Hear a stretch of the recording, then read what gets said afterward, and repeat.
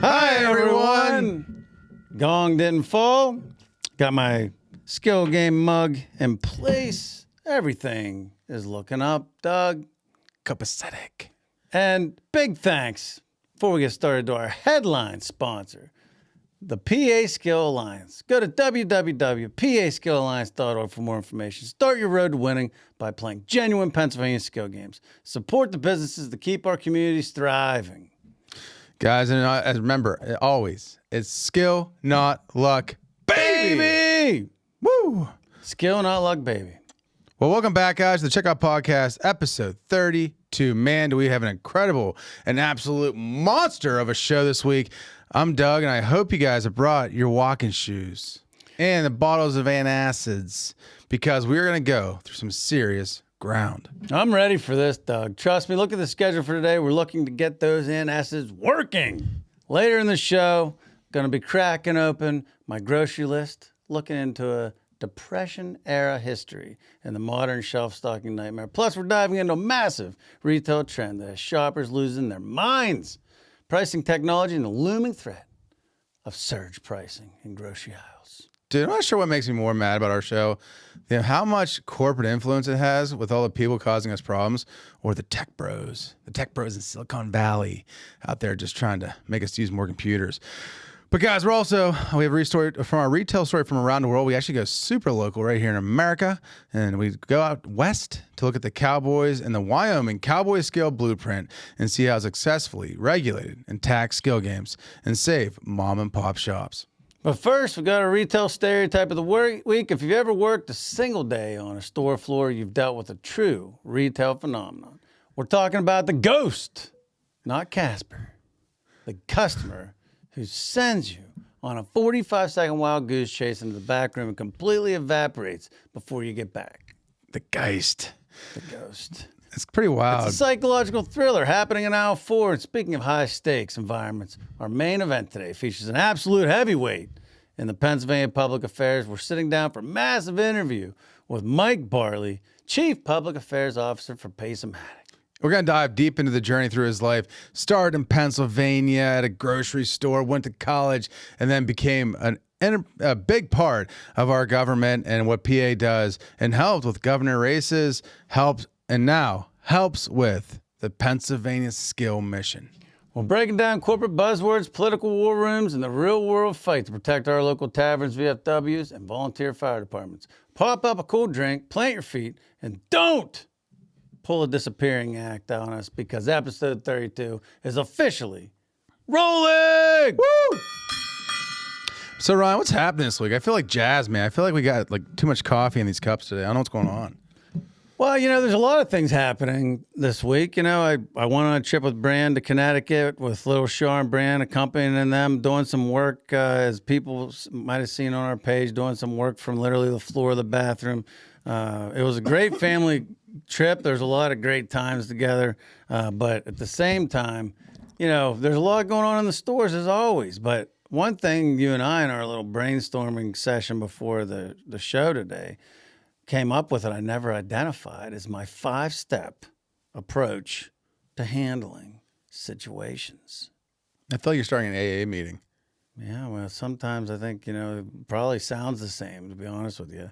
But no, it's 5-step approach. So, we deal with all these situations. I'm sure you deal with, everybody out there deals with situations with your house, with your work, whatever. But in the store especially, I'm just going to identify right now, like Dad always said, in case I die, I'm going to identify it. Here you go. Here you go. Take it for what it's worth. Use it. Don't use it. But here's my 5 steps. So let's say I walk into the store and a manager doesn't have, let's say the bathroom's not cleaned real good. Say the bathroom's just not up to standard. And, obviously front-end managers drive the ship there. They're in charge of either cleaning or having somebody clean it. Say it's not cleaned right. So go to the manager. Hey, Josie. Come here. Let's look at this bathroom. And the first step in the approach is I address it. So, you see the bathroom there? I'm going to clean it, and then I want you to look at it again. And I actually clean it myself. I just have two quick questions. Yeah. One is, so you don't even go to the crew member. You go to the manager in charge of the crew member. And number two, wait, you don't make them watch you clean the bathroom? Well, no, they watch me clean the bathroom. Oh, the whole time. Yeah, or if we're real busy up front, I take a video of me cleaning the bathroom, Oh, smart. Okay. and then I send it to them and the whole group as a reminder. But yeah, it's on the manager, because you know what? I'm not going to go directly to a cashier or a stalker. No, it's the manager's job to get those 5 tasks done. I pay them to do that. I count on them to do that. It's on them to get it done. They can delegate it, but they got to follow up. And what it does by me doing it that way, in my mind, is it forces the accountability. So now they're not just like, oh, I told Jim to do that and he didn't do it. So now it's somehow just off of their hands. No. If they want Jim to do it, they need to follow up with Jim and say, hey, Jim, I asked you to do the bathroom. Oh, I did. Well, let me show you how I clean a bath. Same thing. It trains them to train their people the way I train them. That's my theory. So step 1, recognize the situation and address the situation with the direct manager. Bang. Number 2. Step 2. So let's say I come in 2 weeks later. Same manager's there, going to the bathroom. It's a little better, but it's still not up to par. Maybe it's worse, depending, Now, I'm going to take a little more direct approach. Now I'm going to, but I'm still going to spin it a little bit with humor. So I go in there, hey, Josie, come in here. You see this? It's better, but it's not up to speed, man. Our customers deserve better than this. So you don't want to come in here and sit on that, do you? You don't want to come in here and do that, do you? Throw a little humor in, lighten it up a little bit, but at the same time, hey, this is a problem. So that's the second time. Do you make them watch a video the second time too, or just? I send out the video every time. To every time somebody doesn't do it right, I send the video of me doing it right out to the entire group of people that are responsible for it as a reminder how important it is. Now, does Josie say, well, it was Sally again. She just didn't want to clean it right. They used to say that. Oh, yeah, that's a good one. But now, because of, working with me, they know okay, like I told Howie to cut me, but we were I'm sorry, Howie. I didn't mean to pick on you. You're pretty good at this. But I'm paying Howie to cut meat, but we were out of T-bones. Bottom line is we're out of T-bones. It's on me. It's on me. Yeah, I address it with Howie, but I'm the one that owns the store. The person comes in and sees we're out of T-bones. They're like, well, Ryan and Doug, they promoted T-bones and now they're out of them. They're not picking on Howie. They're mad at us. So It's up to us to get it done. Same theory with this. That's how I look at it. So Josie just screwed up twice now. So that's step 2. She's Step cooked. 2 is a little humor, but a little more escalated corporate word escalation. Now we go to step 3. So now I come in. let's say it's better, but it's still not yet there. And this should tell you how important bathroom cleanliness is to us. I mean, it's huge. People judge the store by it. But anyways, so come in. Josie's there again. Bathroom a little better, maybe the worst, whatever. Now, at this point, I go a little more Doug Sprankle approach, and that's not a negative thing. Doug's just more direct than I am. I mean, it's the same thing, but he's a little more direct. He doesn't go through steps 1 and 2. It's just step 3. Fair. It's very fair, but it cuts out 2 steps. Probably better. I don't know. Who knows? Everybody's their own style. We've talked about that before. But so I walk in. Now it's like, Josie, I don't even take her to the bathroom. Josie, the bathroom is rough. I need you to right now go. This is exactly what I said. I need you right now to go and clean it for me. I'm going to cover for you here. I need you to clean that bathroom. And I don't want to have to kill you, so don't ever do this again. Now, here's a question. Is Josie morning or night shift? I mean, it could be any shift. But I handle it all the same. No, but the night shift is one that should be doing the heavy lifting on the bathroom cleaning. You know what? People say that, but too often, in my opinion, they put too much on the night shift. The morning shift sometimes gets a little. There's a tug of war, but we should talk about that at some point between shifts. There's we have more to do than them. We have more to do than them. It's just back and forth, and then constantly you get the morning shift trying to kind of punt things to the evening shift, and then you get the evening shift trying to punt things to the morning shift. It's human nature. It's nothing against them. It's been going on for 30 years. For those that work for us. If you're like, oh, he's picking on us. No, it's every single person for the last 30 years. I mean, it's just human nature. I mean, it's the same with everybody. So, but that's, to avoid that, you and I luckily have done a lot of the jobs. Oh, yeah, we do. I mean, other than baking, I can do anything in the store. So we know for the most part, how long each thing takes. So when we're divvying up tasks, that's the nice thing about you and I having the operational background, is that we know roughly what's fair. But anyway, so it varies. It varies. I put it on both people though. It's the morning and night. The night, when that night person leaves, it should look great. Morning person should come into it looking great. The second shift should come into it looking great. It should. People, they all walk past it. They all go in and use it. Just make sure it's nice. That's all. So we're up to number 4. Number 4, yeah, you got kind of ragey earlier, but number 4. So yeah, 3 I was a little more direct, slightly ragey with a little hint of humor that tells them I'm still on their team. Not number 3. Number 3 was kind of mean. Yeah, it was. Okay, get 4. Okay, 4. So 4, I come in, and at this point, man, if I have to come in again and it's still not there with the same person, then I'm just going to be like, it's like Red Rhyme mode. I'm like, I'm literally going to be like, hey, the bathroom is still not right. What is happening? I don't even understand. I don't even want to talk about it. I just want you to clean it or not clean it, whatever. And if it gets to that point with me where I'm to the point that I really don't care, this is for anybody working for me. If it's to the point that I really at that point punch out of something, you might as well just roll, because the next 2 weeks, you're not going to hear from me. I'm not going to talk to you hardly at all. I'm going to be looking for your replacement. And then about a week or 2 from that last conversation, I'm going to be having a conversation with you, wishing you well in your next journey and, letting you go. It's so funny. You tell your blood pressure's up. Your neck is like blood red. It drives me crazy, man. It drives me crazy. But to be honest with you, that filtration system, I'll call it, has equated to a really good crew around me now in all the stores that I deal with. I mean, we have little hiccups here and there, little things that need addressed here and there. But for the most part, everybody understands, they ask, they get it done 90% of the time or better for the most part. And there's just little reminders here and there. But, it took a lot of going through step 1 through 4 for about 6 years straight to get to that point. But once you get to that point, a lot of people don't want to go through that. They don't want to make the waves. They don't want anybody to leave. They don't want to, but you got to do that. You got to go through that process. And over 6 years, it's equated to an amazing crew that we have today. Yeah, your 5 steps takes me 2.5. Yeah, I know. You're more direct, and I'm like I said. I don't got time for that. Yeah, you don't. No. By the time I get to number 3, I'm like this.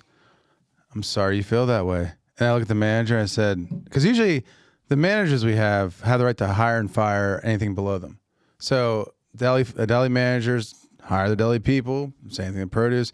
Office front end manager hires the people below them. So if they're not getting it done, well, usually adios amigos to that cashier. But it's all a decision.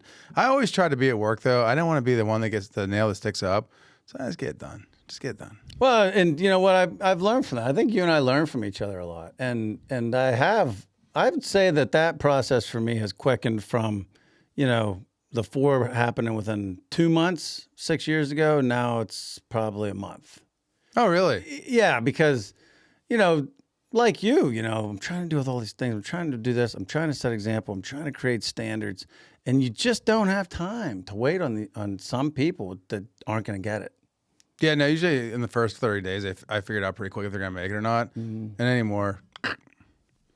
Yeah. If I sense weakness, it's almost like a pride of lions. If I sense weakness, they're going to get put out of the herd pretty quick. No. Out of the pride. And look at the result. Our 3 stores, man. I mean, we got really good crews. And we're surviving. And we're fighting the big boys. And the reason we're able to do it is because we have the crews, and we've developed the crews through standardization. But, hey, enough about me. What's happening this week with Doug? Nothing really, actually. Yeah, right. Nothing really. No. Just punch the time clock. No. It was funny. Just quickly, I was in high school. I was in a public speaking class. I took it because I thought it'd be easy, and Miss Cam Chaka just railed me. I mean, D's, C's. I think she liked me, but she's like, you should be doing public speaking. I'm like, okay, maybe not. Maybe I just suck at it. Whatever. I'll just go back to being a grocer.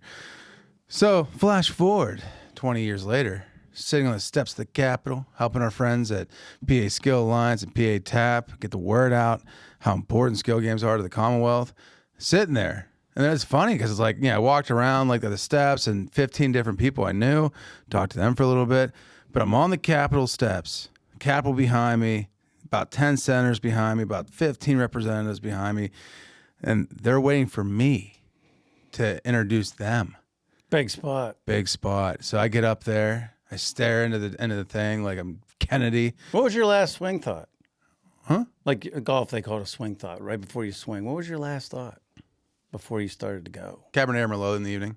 Really? Yeah. Just kind of loosen you up. Yeah, well, here's the thing, though. Like, I have a process now. So, like, the night before, I used to, like, indulge myself a little bit, have a few cocktails, see what happens. Anymore, man, I get back to the room by 9, and I work till about 2:30 in the morning. I just read the material, understand the material. And then when I get up there, I just zone out. And I just go into that place, and I naturally speak very fast. I have to calm it down a little bit, slow it down, enunciate a little better, and just let it rip. And it's funny because, like, when you get in that mind thing, you don't remember what you said. Like, I mean, you know the material and you say the material, but you don't remember what you said. And it was funny because, like, when I was doing my thing, I was like, I need to have a speech that I need to take my notes and I need to like make a statement, make a stage. Nah. The people behind me were so good. I'm like, I just need to like prop and get off stage. And the only thing that was kind of weird was like there was one addition, which shout out my boy Commander Holmes, phenomenal speaker, phenomenal orator. I mean, the guy just got up there. And, I mean, whatever he's doing, I want to join it. But then some other guy saw it and he's like, I want to talk, and I'm like, dude, like you're not on the list. And he's like, I want to be on the list. And so like getting the people that are actually basically ran the time and everything else to prove that. But, it was good. Did that, drove back 4 hours later, came home, dealt with some refrigeration issues, and then went up to work and back at it. But yeah, no, it was cool though. Miss Kim Chaka, shout out. I did it. Because, I mean, how many people do you know that had... Miss Kim Chaka, you were wrong. You were wrong. Hey, I think she's passed. Oh, be nice. Oh, sorry. Rest in peace, Miss Kim Chaka. But you're still wrong. I think it was Miss Kim Chaka. Now I feel bad. Oh, Miss... Whoever you are. Leesburg High School, circa 2004, junior year. Public speaking teacher. Yeah. We're wrong. Anyway, yeah, that's what I was doing this week. But Ron, that leads us into this week's retail stereotype, the ghost. Last week, we spoke about the manager seeker. Now, today we're talking about a true retail phenomenon. Phantom that we're talking about is the ghost. If you worked a single day on the store floor, you know exactly who it is. The ghost is the customer that desperately flags you down. They need something right away. They need that can of tomatoes. They want a hyper-specific, low-sodium, fire-roasted tomato that we probably haven't stocked since 2018. It's almost like you're going on a mission. Like they're saluting you. They're like, I need you to go find this. You're like, I got you. Wait right here. I'm going to go in the back room. And you go through the back room, you sprint back there, you start dodging pallet jacks. You get your hands cold because you're in the freezer digging through all these boxes. And by some miracle, you can't believe it yourself, you find the item. Yeah, and you're so, I mean, everybody that's worked retail, you're like digging frantically, the timer's going off in your head, they're waiting, and you come out and you have it, and you're so excited. You come out through those swinging doors, and you're like, and then you look around, and they're not there. And it's funny, though, because you lie to yourself. You knew what happened, but you still go to aisle 4. You check over the produce, and you're like, hey, where'd they go? Ask a stalker or another cashier, hey, do you remember seeing this guy look like this? He was asking for some sherbet. And then they just leave. Yeah, and then you're like, a little beeped off because, you just went through all that time. And time is important, as we've discussed in retail, man. It's all timed. Your tasks are timed. So you just took 10 minutes to go back there and mess around. You came out. And not only that, but now with social media, you went through all this effort for them, but they might have thought you ignored them or they didn't have time to wait. So now they're mad. They're maybe bashing you on social media. They're going to another store. It's a nightmare. You just lost them when you went to all this effort to keep them. It's just frustrating, man. It's just frustrating. It's amazing, though. We think this is like a modern thing, but our show, we've discovered so much ourselves personally, but the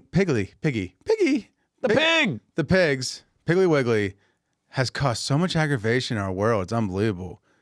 And this is one of them. Without them developing, we go back in history now, without them developing the self-service shopping, the ghost would never exist. Back then, they just basically, you give them a list, they go find everything and bring it back, give you your order. But now, because you do self-shopping, it created the opportunity for the ghost, especially in larger format grocery stores, the back room. So our friends at Piggly Wiggly are responsible for the ghost. I know. We go back 1950, the golden age of massive supermarkets. Stores explode into sizes 30, 40, 50,000 square feet. The modern stockroom was born, and so did the hypothetical that it must be in the back room attitude. So, because the back room's so big, it takes time to get back there and go through all the coolers, the ghost was created. And the second you give customers the ability to roam free, it creates just a mysterious back room where inventory is hidden. That's a perfect environment to send us on a wild goose chase and pull a disappearing act. The key is once you start breaking eye contact, you're already cooked, because in their mind, that timer's ticking. What is the psychological time frame you think of the ghost? Like what is like for I'm trying to think about this. Like you're going back to the back and you're digging around and you know that timer's in your head. Like for me, when I think about it, you have about a minute and a half max before that customer is just going to think you're ignoring them or just going to need to leave, right? I mean, what's the timer in your head? Well, the scientists say it's 45 seconds, which is crazy. That explains why so many customers run out on me. I'm about a half minute late. Ryan's like, so gone. No, it's 45 seconds. So in 45 seconds, your brain resets. And for a lot of people, because they're so busy, I mean, they have that like squirrel effect and they lose concentration. And most of the time, it's just them wandering off. Wow. 45 seconds is not a lot of time, man. You're looking at 10 seconds back, 10 seconds. I mean, it gives you 25 seconds to look through a whole wear room and try to find that one item. Here's my thing. That's like sending a man on a mission and be like, thanks for the menu later, but I'm out. And then when you come out, you expect left, right, where you were. And then they wander the store. Most of the time they're still in the store somewhere, but every once in a while, like they'll actually just leave the store. Yeah, they will. And then, it's tough to get them back once they leave the store, man. Guys, so, you've seen this customer. You've experienced the situation. Drop some comments. Send us a message. Let us know. Have you experienced this? Have you been a ghost? All right, that covers the ghost. I know every single person listening who works the industry has a lot of stories about this. I mean, everybody can relate to this. Now it's time for the origin story. In retail, you have to constantly adapt to what constantly changing market customer needs and trends are. And you're never safe and secure. We've learned how to deal with change at an early age with a lot of moving due to dad. He worked his way up the corporate chain in sales from, entry-level salesman to national sales manager of the #1 wholesaler in the country, specialty foods division. Circa 1996, he finally got his big break. National sales manager, Wisconsin, La Crosse, Wisconsin. We moved to the corporate headquarter land. We move in there. And, that was an unsettling time for both you and I. I was in high school, in the middle of high school. You were in the middle of elementary school. I mean, we had already moved around a lot because of the job. But when you think about that move, like, what do you think about, like, when you think about, like, you were still young, but you're old enough to remember. You'd have been like 10. So what was your thought? Like, we're moving to Wisconsin. Like, what was your thought about that? It was the first time I realized there's actually bullies in the world. I had gotten 2 physical altercations while only there for 6 months, which is crazy. And, maybe it's just a Wisconsin thing. Maybe it's just being out in the cold too much. Maybe it's being near a body of water. I don't know. But them kids are violent. They just like to fight each other. And I know it was kind of cool. The only thing, it was an all right experience. But the other thing that was kind of cool was the trip of going out and back was neat. Seeing some of the country and U-Hauls was cool. But I do remember how cold it was, and that as long as it was above 0 degrees, I was in kindergarten or pretty close to that, you were still allowed to go outside as long as you had your snowsuit. So you'd go to school and there'd be 2 hooks, one for your backpack, one for your snowsuit. So you wear your snowsuit outside, and it was that part of it was really, really cool. Was playing in snowball fights and building snowmen while it's cool. Because in Pennsylvania they don't do that. No, and I don't know if you remember. similar. It's funny. You at 10 moved to Wisconsin. Me at 10, we moved from Altoona to Perry County, north of Harrisburg. And for me at the time, I was going from Catholic school in Altoona, wearing the uniform, going to church, all that kind of stuff, to public school in the middle of rural Perry County. Very different situation. And I'll never forget the first day, Mom, she always wanted me to look nice. She had me in khakis, a little polo, like I was going to Catholic school. Wrong move. Wrong move. Wrong move. The same thing happened. It must be a 10-year-old boy thing, territorial. I don't know. But I got into a couple of altercations. My first couple of weeks, people would come up pushing me and saying things about a new kid and nice clothes and all that kind of stuff. And it's funny, the kid that I got into an actual physical altercation with had to be pulled apart. I ended up being my best friend, Greg Hurley. Really? Yeah, he was one of those guys, man. He was, and if he's out there watching, he can attest this. He'd agree with this. He was the guy that he was like Hines Ward. If he was on your team, great, man. But if he was not on your team, you just wanted to kill that guy. So he was on my team the rest of the way. But it's funny, 10-year-olds, man, they're cruel when people try to break into their world. But I think that you and I having to move around like that, adapt into the change over the years, and having to kind of reestablish ourselves when there was no safe harbor, no nothing to. It's just here I am. I'm Ryan, and I got to make this happen. Nobody knows about anything, so I think that we've been able to use that to our advantage over the years. I think it made us stronger in environments like you speaking at the Capitol. I mean, you're rolling in there. This guy, grocer. Okay, let's see what he's got. Oh yeah, it's not friendly territory. No, you're not walking everybody. We did have a supportive group, but the issue is a big issue. Yeah. And so, yeah, good point. It's funny how that origin of just, always fighting for it, never just getting it. Kids that grow up in the same house, in the same family, same town, same whatever, they really don't get that experience till college. And even then, people are a little more mature, so they don't have that fight or flight kind of attitude yet. I think you have to experience it either elementary or early middle school to experience that almost animalistic, this is what it's gonna be. And if you're not strong in your beliefs, you're not strong in your motivations, you get eaten up pretty quick. Yeah, and don't get me wrong, there's a part of me that is envious of somebody that grew up in the same town, has the same friends, and still as adults they all go places together and enjoy that stability and comfort zone is pretty cool. But not having it and being forced to kind of fight your way out of the bag every 3 years growing up, I think it definitely made us more prepared for what we're doing now. Eminem said it best. I love his thing is the biggest thing you ever gone through was your purse. There's some people that come to me and tell me, they're like, oh man, dog, I'm not sure what I'm gonna do. There's snow out there, and do I go into work today? Do I try to drive the roads, or do I take a work at home day today? I'm like, I don't know. I've been at work since 4 this morning.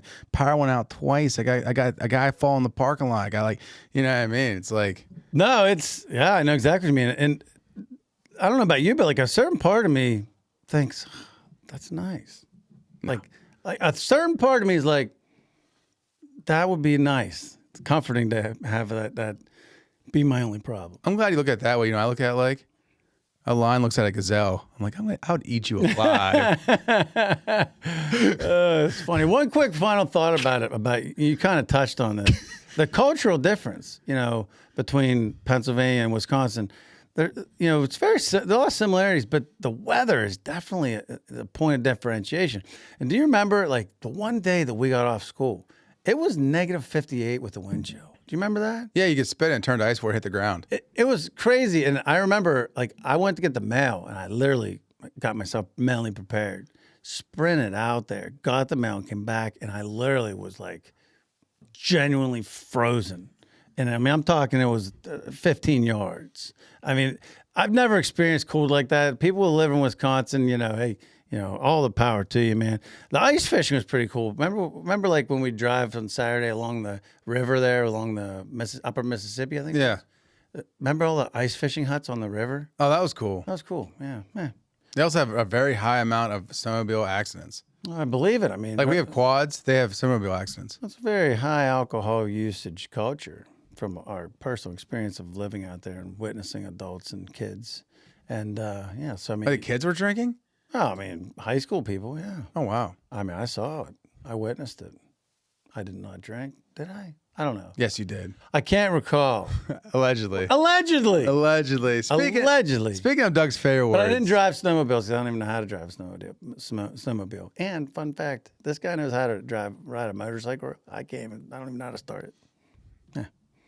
Woo. Yeah, woo. Yeah. But this week, guys, corporate word of the week. Ryan just literally went to talk about for 30 minutes.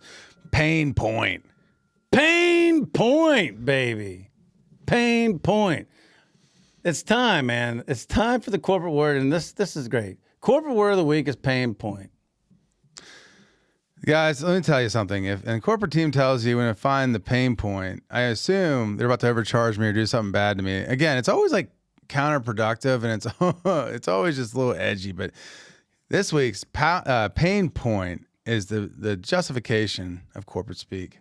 Yeah, basically it's saying, as in, we really need to sync up on a deep dive discovery session to identify the customer's core pain points before we pivot our synergy. What Ryan means is basically we need to figure out what's holding up the damn deal and get it done. We need to get it done. We need to figure out what it is and solve that pain point problem and move forward. Exactly. It's just a fancy way of saying there's a problem. This is a pain point. This is a problem. We have to figure out this problem. We have to get rid of the pain point. And actually, pain point, interestingly, is more of a modern term. Although it did come from the 1950s, pain points, which was like a physical. It actually be a 20th century merging out of the early markets of psychology and niche markets and sales mythologies. Back then, copywriters realized that people don't buy things to achieve pleasure. They buy things to avoid discomfort. Yeah, it's the old insurance salesman trick. Don't sell the policy, sell the fear of the house burning down. Really point out the problem. Point out the pain point. Make the pain point. Make it so everybody feels like they got to get rid of the pain point. Even if they don't have the pain point, they don't want the pain point, so they got to buy this so that they can avoid that pain point because it's so horrible that if they get it, the whole world's going to end. I don't want to buy that, whatever you're selling. I created the urgency to get rid of the pain point. I think I did a good sell. Yeah, holy mackerel. I think if I said, hey, this will get rid of it, I think everybody would want to buy this. I think I bought it twice. Yeah. No, it happened to that's crazy. In the early 2000s, the rise of SaaS, software as service companies, and B2B, so B2B tech startups, Silicon Valley couldn't just sell you an app that manages inventory. They had to prove that yours was crappy enough for them to solve the agony of using it and create a new plan. And that was the pain point. And you actually introduced, this is a two for deal, corporate deal. B2B, for those of you out there that don't know B2B, business to business. So you got business, you got customer. But then there's businesses and businesses that both provide the customer, they got to work together. So B2B is selling stuff to each other to help service the customer. Or selling your inventory. So, for instance, we do that with Legos. We buy off the Lego B2B, which is only for small businesses, and we sell their inventory. And you can actually do drop ship if you have a website. So if we want to get into that, we can do that. But no, so B2B is a big thing, especially with the internet thing. So now, we talk about the issue of the modernization of it. And so, in business, it's actually what is the actual pain point in the real business? Yeah. I mean, the real issue is the phrase is the real issue. When corporate consultants come into a real world business environment, like a retail store, local shop, they start asking about pain points. They start trying to figure out where your problems are. And then they try to implant whatever it is they have available to get rid of those pain points, to put together a tailor-made plan to help your business get better. And then they charge you consultant fee. And then they charge you crazy. Oh, yeah, that's not going to be bad. We're just going to charge you da-da-da-da. Or I love the ones that are like, oh, yeah, we guarantee results of 5 to 1 on everything we find.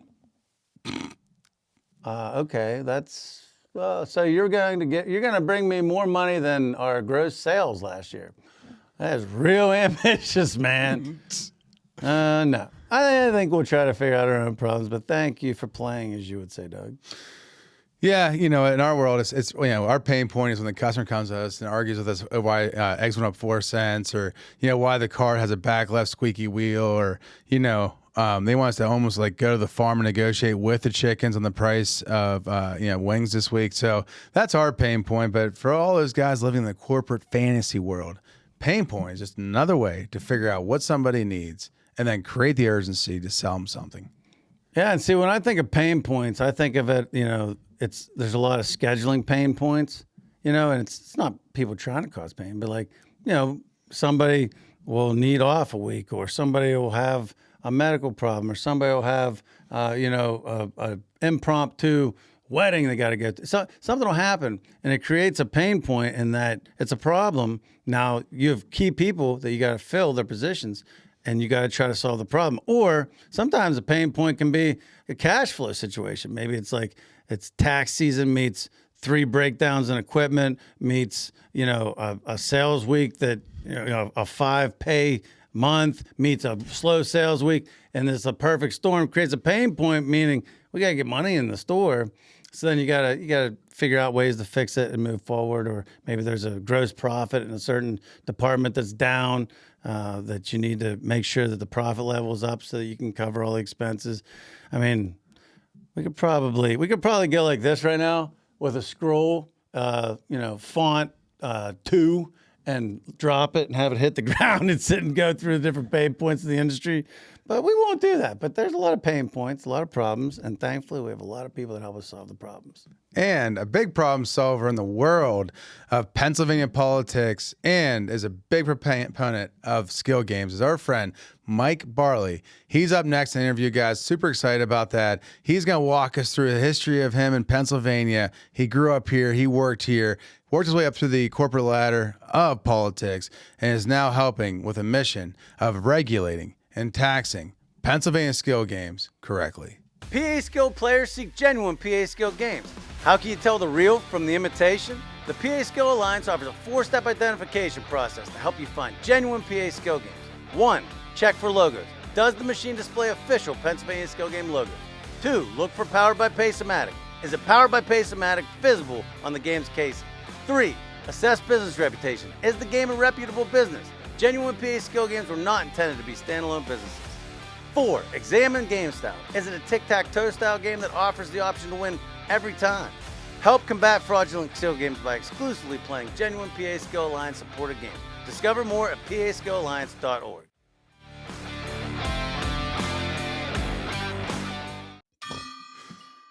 Today, we are sitting down with an absolute heavyweight in Pennsylvania public affairs and politics. He's a guy who started out answering phones for the state GOP, climbed the ranks to the executive director, ran a historic governor re-election campaign, and is now at the absolute center of the biggest legislative fight in Harrisburg today. That's right, guys. We're joined today by Mike Barley, Chief Public Affairs Officer for Pace-O-Matic. We're going to a deep dive today, the early days as an English major at Millersville, to working the retail stockrooms, to his high-stakes war rooms of the Governor Tom Corbett's administration, all the way to his current mission advocating for small businesses, fraternal clubs, and volunteer fire companies that rely on legal skill games. We're breaking down the strategy, the personal grind behind the politics, and exactly what the roadmap looks like following the massive June 15th Supreme Court ruling involving Pennsylvania skill games. Mike, welcome to the Checked Out Podcast. Hey, thanks for having me on. It's our pleasure. It's our pleasure. Mike, you grew up in PA. You're a PA guy like us. Tell the fans out there, the folks out there, what your hometown was and what it was like growing up there. Any notable stories from your youth that just come to mind right now? Yeah, look, I get to come back quite often to my hometown. I grew up in Hummelstown. It's about 15 minutes away from Harrisburg, just east, right by Hershey. Uh, yeah, grew up pretty blue collar way. Grew up in the same house that my mom lived in. My grandparents lived with us. Uh, we were about, my mom was one of 6 kids. So she had a pretty large family, still have a pretty large family. Get to visit a lot of cousins. Uh, they all work in the Hershey area for the most part. So, uh, pretty normal childhood. I was blessed. My parents didn't have a ton, but they had a lot of love and taught us the value of hard work, my brother and I, and seemed to have paid off. I always tell people I'm not the smartest, but I certainly know how to work hard. That explains why we get along. Yeah. And you guys are about the same age. That helps too, being the same age, Central PA guys. One of your first jobs was a stalker at a grocery store. What did you remember from that time? I mean, I've heard some stories of the overnight shift. Yeah, that's one of the foundational moments of my life was forged at Fox's Market, a small family grocery store chain. Tell me if this sounds familiar. They own 3 stores, one in Hershey, one in Harrisburg, the Union Deposit area, and their main one is in Middletown. They later sold the Carnes, but I was there in Hershey. I did bag groceries, worked in produce, worked in deli, worked in all of the departments, check out everything. And then after I graduated from high school, I started working night crew there, uh, doing unloading trucks and stocking shelves. Now, Mike, is that where you developed your obviously being what your position is? There's a lot of debating and a lot of working with people that might not have the same views as you. Do you feel like in the Al Fives, that's where you kind of developed that skill set? You definitely get to work with a broad cross section of folks. And I think at that point, we were a pretty busy store. We had about 8 people on our night crew. So yeah, you got a pretty good sense of who people were. There's still people who I worked with that still work on night crew there. It's kind of crazy, but uh, yeah, look, it was a hard job. We worked really hard, and there was something fulfilling about it because you guys would know this way better than I would. But the end of the night, everything's all faced up and pulled up, and it looks really nice, and felt like you accomplished something. That's something that you miss in rules.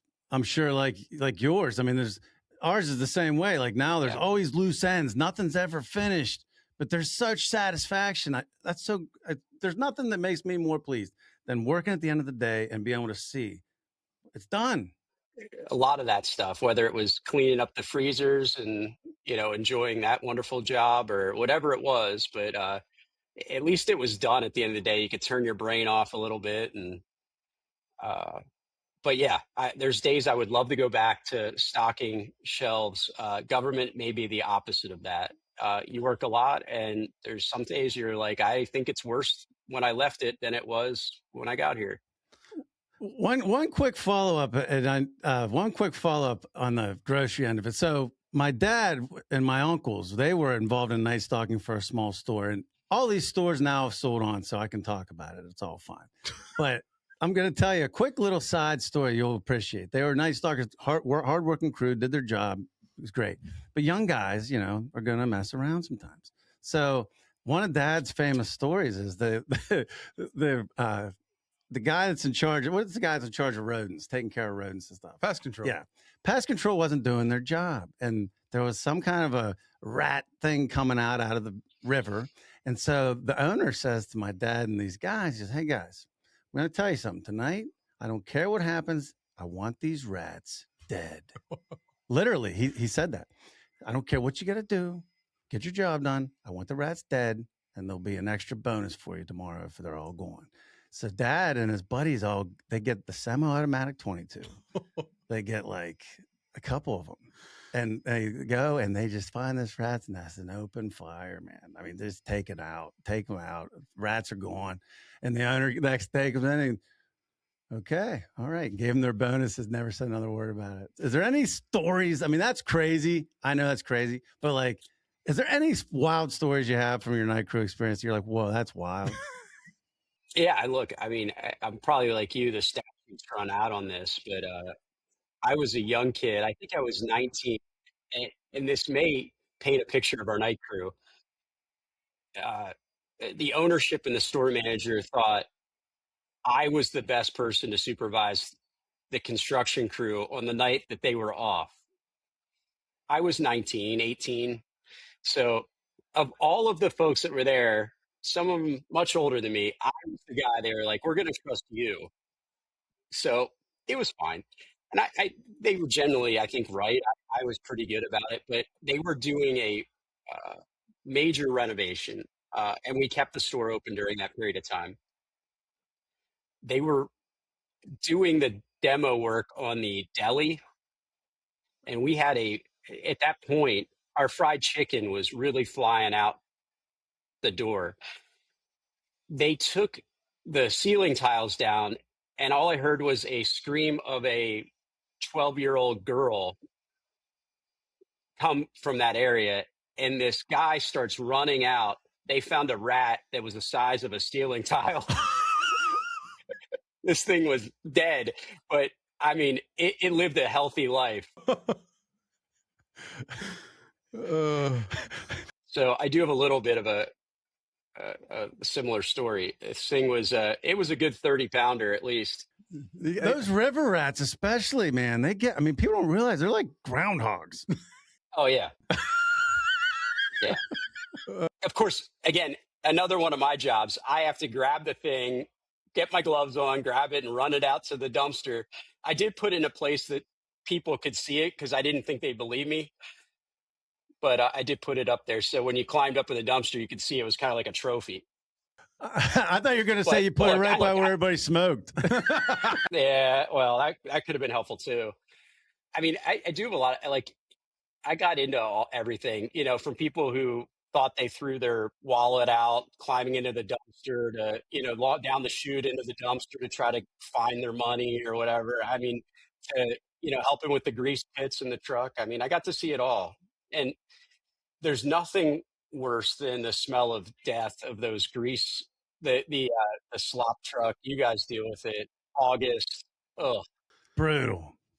If we started using that chemical we were supposed to use to help lessen the amount of cleanings, because for a while there it was rough. Yeah, administering the chemical probably is going to cut me short by about 5 years, but that's okay because I'll tell you, that smell is brutal, man.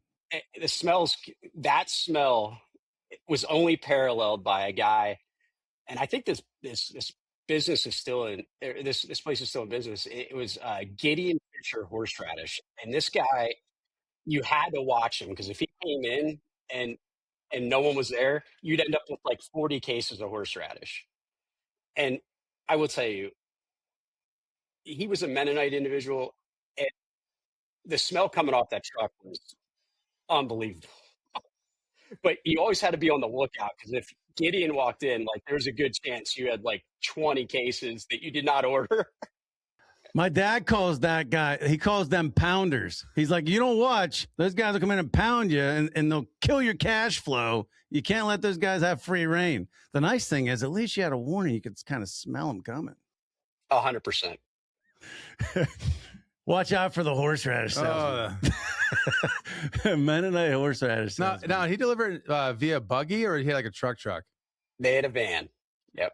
We had some friends that have Mennonites out in Ohio, and they actually have buggy parking at their store, like a little overhead shed barn thing. It's cool. Shout out roadies. The Mennonite loopholes that they find, man. I need to hire a Mennonite accountant. That's what I need, a Mennonite accountant. You can join that. You can join them. They are the loophole kings, man. All respect. All respect. Lutheran to your Catholic. So shifting, Mike, 2003. Let's go with 2003. You start your political career. You're working in the political party, answering the phones. Some valuable lessons I'm sure learned from that experience. Like how to just like being there and seeing everything from that view kind of like prepare you for your next adventure. Yeah. Look, I don't want to dovetail too much off of this, but it really does kind of go back to my work career. I think it was successful because I was unafraid to do anything. Some kids come out, especially now, you guys see it, where they're like, they want to run the world right away. I knew I was going to have to work my way up, and I didn't mind it.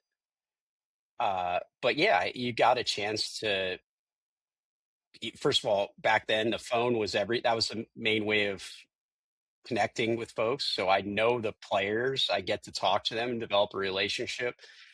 Again, not a high level one, but still, if they knew if they called me, I would get what they needed whatever message they needed to deliver, or if they asked me to do something real quickly. And there's plenty of stuff that I could handle even at that, uh, you know, early part of my career. So it really helped me build those relationships, and I got a really good sense of what everything was going on. I think my first job there, I always tell people, I think I made 22.5, no benefits, and I worked like 80 hours a week easily, and I loved it. I loved every minute of it. Sweat equity, Mike. Sweat equity. It all pays off. I tell everybody, the young kids that work for me, I said, listen, the same as I started. I don't know everything, but I can usually learn stuff. But I'll outwork you, and you couldn't get me to go home, so I just worked. And that paid off. I mean, you climbed the party ranks pretty quickly. You went from deputy political director to communications director to executive director. You know, what are some of the things during that pathway? I mean, that's a highly competitive environment with crazy degrees, crazy, like, you know, my son, like I can imagine there's probably a lot of like, you know, lineage and legacy members there that try to get those positions. Like, what are some of the things that you did that made, you know, obviously your work ethic was your core. What are some of the things you did to stand out in that environment? Yeah, I think just growing up in a household, my dad was a hard worker, but he's a very smart guy. Uh, he paid attention to politics. He would often talk to me about it, and I think I helped it helped it helped foster a passion for it. But I felt like in some ways, the way I grew up, it gave me a common sense idea of what I think regular people are facing, and try to adapt that into the political sphere. You try to relate to what people are going through, and I think that's the best thing. I have good, I've people people have said I have good instincts, and I believe that's true. Having come up through the ranks, you can see people that do have good instincts and people that don't. That's so true. Our dad, it's funny. We have similar dads. Our dad was the same. I mean, he was an old school grinder. I mean, 4:30 in the morning, he was up and he was starting to, plan his day, and we'd see him roll in, with his tie all disheveled, flying in, jumping over the fence to see our track meet or whatever. At 6 o'clock in the evening. He was that guy. He taught us the value of hard work, but he also taught us the value of, and he pounded this into us, man. I'll be 85 with dementia laying on the bed, and I'll still remember this and tell nurses about this. He always stressed, you have to identify, to your point, you can see who the players are as you're coming up through, and you can see who's got it, who doesn't have it. He always said, identify those people that got it and develop relationships with them. And he said, if you do that and you work hard and they know you're a guy that they can give the baton to, he said, you're going to develop a great relationship, and those guys are going to be your sponsors. And he said, it's so important to get at least one or two key sponsors. And if you do that, you can just follow those people all the way to the top. And he stressed that. And I believe that to this day. And I see it. And that's happened to us. And we're very fortunate. We have a few great sponsors of our own. And, we tell our kids that from a young age.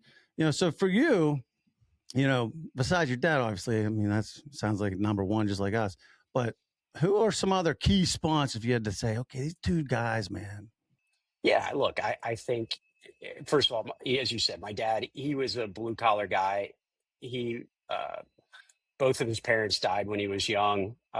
His draft number was number two for Vietnam. He immediately took the test, got in the Air Force, and went over. Uh, Ended up working in IT, but really, this is back in the day. It'll date him a little bit, but this is when they used to fix equipment.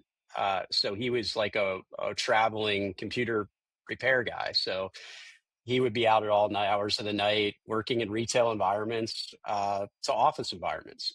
I always used to overhear the calls, and I always remembered that is it plugged in? And the great part is, like, there was a good chance, like 30% of the time, that was the problem. Uh, but looking at my political career, there's no one that probably guided and helped me in my career than Bob Asher. He was the RNC National Committee man, still involved. Asher's Chocolate, which is a great product that's offered in many retail establishments across the Commonwealth. But Bob is a guy who worked hard, built a successful career, also is very successful in the political sphere. There's no Republican in Pennsylvania that doesn't owe uh, Bob some gratitude towards helping them get where they were able to get to. And I'm one of them as well. And I consider him a father-like figure, especially in my political career. So so during the 2014 campaign, when you became Governor Tom Corbett's campaign manager, the same relationship you built with Bob, did that help translate into helping, with the race and becoming, like, basically, for a lot of the interviews I've saw, kind of like the face of the campaign and helping, navigate the issues as they arose? Yeah, it was a difficult campaign. But the governor, I was fortunate to be able to go through that experience. Uh, I think people look back on the governor's term probably more rosy than at the time they were in it. He had to make some really tough decisions coming out of the 2008 economic collapse and some of things there. But uh, it was a great experience for me. Got to really run a full $30 million campaign. You don't get to do that too often in your early 30s, and it was a learning experience. I always say I hate losing, but sometimes you learn more in campaigns in losing than you do winning. The winning's a lot more fun for sure, but you take notes from the losses and you try to build off that. And I did. I use lessons I learned in successful races in the future. So I mean, you just touched on, it wasn't easy, looking back, and we find that too. We'll look back and say, oh, that was a great year. It's such a great year. It was such a smooth year. Like if we think back, but like at the time, I was like, like our hair's on fire. How are we going to pay the vendors? How are we going to do this? Oh man, that broke. Like it's chaos at the time. And you look back at these chaotic moments and time, and you kind of you're right, a rosier sense. I got to ask this though, like during that reelection campaign, that tough reelection campaign, what was your process for confronting like the challenge? Like, how did you say, first question actually is, how did you get that role? And because I mean, like you said, not everybody gets a chance to run a $30 million campaign, which probably with inflation is like not 500 million today. This is a little exaggeration, but inflation's been tough. But how did you get that role? And like once you got it, how did you break it down and say, okay, this is what we're going to do? yeah, look, I think first of all, I owe again some of that vote of confidence to Bob Asher, who was a very close member of the governor's cabinet or inner circle, and the lieutenant governor Jim Cawley, who was a really good friend, still is. They helped get me into that position, and it was difficult because I was coming in a little bit as the car was already moving. I was involved in the first campaign; I wasn't leading it, but certainly you're dealing with different personalities. You're dealing with inside the office versus the campaign. And, look, I give credit to every governor who served. You deal with uh, really big problems every single day. That's also what attracted me to it. You get to be involved in serious issues, and there's not a day that goes by rarely that you don't have some consequential decision you have to make. And that's far different than being a legislator, which drew me towards that office, any executive office. Obviously everybody looks at the president, and rightfully so. That is a different level. But governor of the fifth largest state, dealing with some big, heady stuff almost every single day. Wild, man. It's wild. Yeah, I mean, we're like trying to figure out if we're going to buy 5 cans or 6 cans. You guys are over there making legislative responsibilities for the entire state. It is comforting to think, though, that a guy like Mike can look at it and say, you know what? It's comparable to a grocery store. Like, like sometimes I feel like we're whining, but it kind of gives credence to what we're actually going through. Mike's giving us a pass. Yeah, it's fun, I, man. It's funny. I think you got to relate everything to something you can base it off of. But yeah, I mean, look, you take those those experiences and try to apply them as best you can. I mean, the hardest part in Harrisburg or in that building is trying not to lose yourself in that little circle, that echo chamber. It's trying to relate back to the folks out in the community. I think being in the campaign allowed me to do that, but some of my role was to try to help bring some of that conversation from outside or that perspective back into that room. What sometimes seems like the easy path or the right thing to do in that bubble or that dome in Harrisburg is not the right path or the easy path or the best path for the people of Pennsylvania. So you got to try to balance that. It makes sense. It makes sense. Same thing in our world. I mean, you can be in an office, but you got to get out there and walk the floor and talk to the department heads and talk to the stalkers and talk to the cashiers and see how the programs are being implemented and their challenges and stuff like that. It's very important. And we have to remind ourselves of that, like how important it is to still make those walks and get that feedback. Very important. Yeah.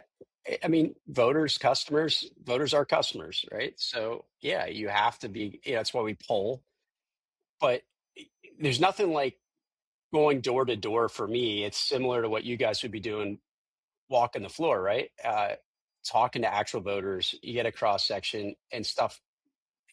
It's amazing. Just talking to a few people, certain issues pop and it doesn't take long to figure it out. That's true, and that ability to understand, not only just the voters, but how the whole system works, kind of led to your career after being with corporate, going into lobbying in Harrisburg, working for a local forum.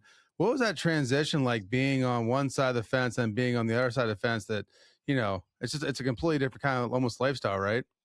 It is. I will tell you, it's not an easy transition. Truthfully, there's parts of it that I never really got comfortable with, but there's other parts that I immediately enjoyed. Uh, I also did a lot of crisis communications work, which is, I know you had had the opportunity to interview Ari Fleischer. He's somebody that I worked with and have a great deal of respect for, and trained me a lot on some of this stuff. And I hope to do like a tenth of the good work he does. But it, getting to be involved in some of these issues, I represented the Harrisburg Diocese as they went through the grand jury investigation. That was an incredible experience. And I say that not to diminish what happened. It was a horrific thing, and the people who were working there, the bishop at the time, the vicar general, they were serious people. They wanted to get real results for the victims and get past it to keep the diocese working to do all the good it did. So working through that was a heck of an experience, and it certainly prepared me for future work. But representing clients in Harrisburg uh, for various interests, it's not an easy job. You got to be a little bit of an expert on a lot of things. So you try to navigate that and the legislators and keep tabs and watch your opponents and try to keep the misinformation out and focus on the facts. Hope the merits of the day carry your way. Yeah, I mean, that makes sense. That makes sense. Let me ask you this: since you've been all three sides, you've been just normal guy out there in the world. You've been in the bubble, as you said, and then you've been outside the bubble, kind of working with the bubble. Out of all those, after all those three, like for people that aren't in the bubble or aren't working with the bubble, they hear lobbyists. Sometimes it's like, whoa, it gives like there's a connotation there for like normal people. Like, what would you say is like a big misconception that people should know like about lobbyists that like a positive thing? But they're positive for the most part. They're trying to work to make things better. I mean, right? Yeah, look, I think it's the same connotation a politician gets, right? Sometimes you focus on the worst of us to get the vision, right? But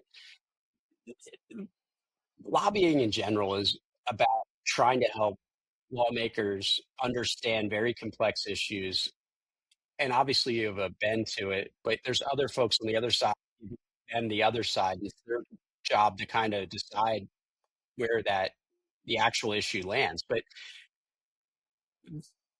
their a legislator is facing so many different issues, and I even with our issue, which I'm sure we're going to talk about, the you got to understand they're getting a little bit of a lot of issues. So it's sometimes it's hard not to get frustrated where I hear people going, well, we've talked to them about this issue. I was like, you got to understand they've had 100 conversations about 100 different issues. They're trying to retain those points. And that's really a lobbyist. They're trying to make sure they get to the key points, make sure they remember them. So when that issue comes up, they can recall that. But it's hard. There's a lot of big issues going around. And sometimes it almost takes to a point that an issue reaches crisis level or an issue, a position where it's got to be addressed is when people really dig in. And sometimes that can be too late. Well, I mean, that's good information for people out there that don't really understand the process behind it. So that's cool you explained that. Thank you. I got to ask on a personal side. So, you're one of the guys I could say is like way busier than us, man. And I got to ask this, 2 questions on a personal note. It's Saturday. For some wild reason, you have a break. You have half a day, you can just be you, and just so you can hang out, be you. What are you doing that day? That's part 1. And then part 2 is you're an Eagles fan, which, hey, whatever. But what do you think about losing AJ Brown? Were you we got to have him to win it all? Or were you like, this guy's a disease, we got to get rid of him? So 2-part question, go. Well, if I'm free on a Saturday, I'm trying to make sure my girlfriend keeps me around a little bit so I'm not completely in the doghouse all the time. Because I'm not the easiest, my lifestyle is not the easiest to interject or be part of. But honestly, on a boat, if I can get on my boat, that's where I like to be. Little escape on the Susquehanna? Oh, I guess you're not around the Susquehanna anymore much. Nah, I have a house on Lake Hartwell. It's on the Georgia-South Carolina border. Clemson University's on it, and I enjoy going out there. It's a big lake. I can kind of hang out. There's not too many people around, and may have an adult beverage and enjoy the sun. Sounds good, man. We might have to drive down there. There you go. Make the journey. So what do you think about the Eagles question? Listen, I'm not upset about it. We won a Super Bowl. We got to another one. The A.J. Brown years were good, but I think like sometimes it just runs its course, and it did. Look, we're putting a whole new offense in. There's nobody that can say not having A.J. Brown in your team doesn't hurt your team overall, but I think it's going to be a different offense, and I think they're going to try to get a lot more receivers involved, and I think that was never going to work with A.J. Brown. Well, going to the Patriots.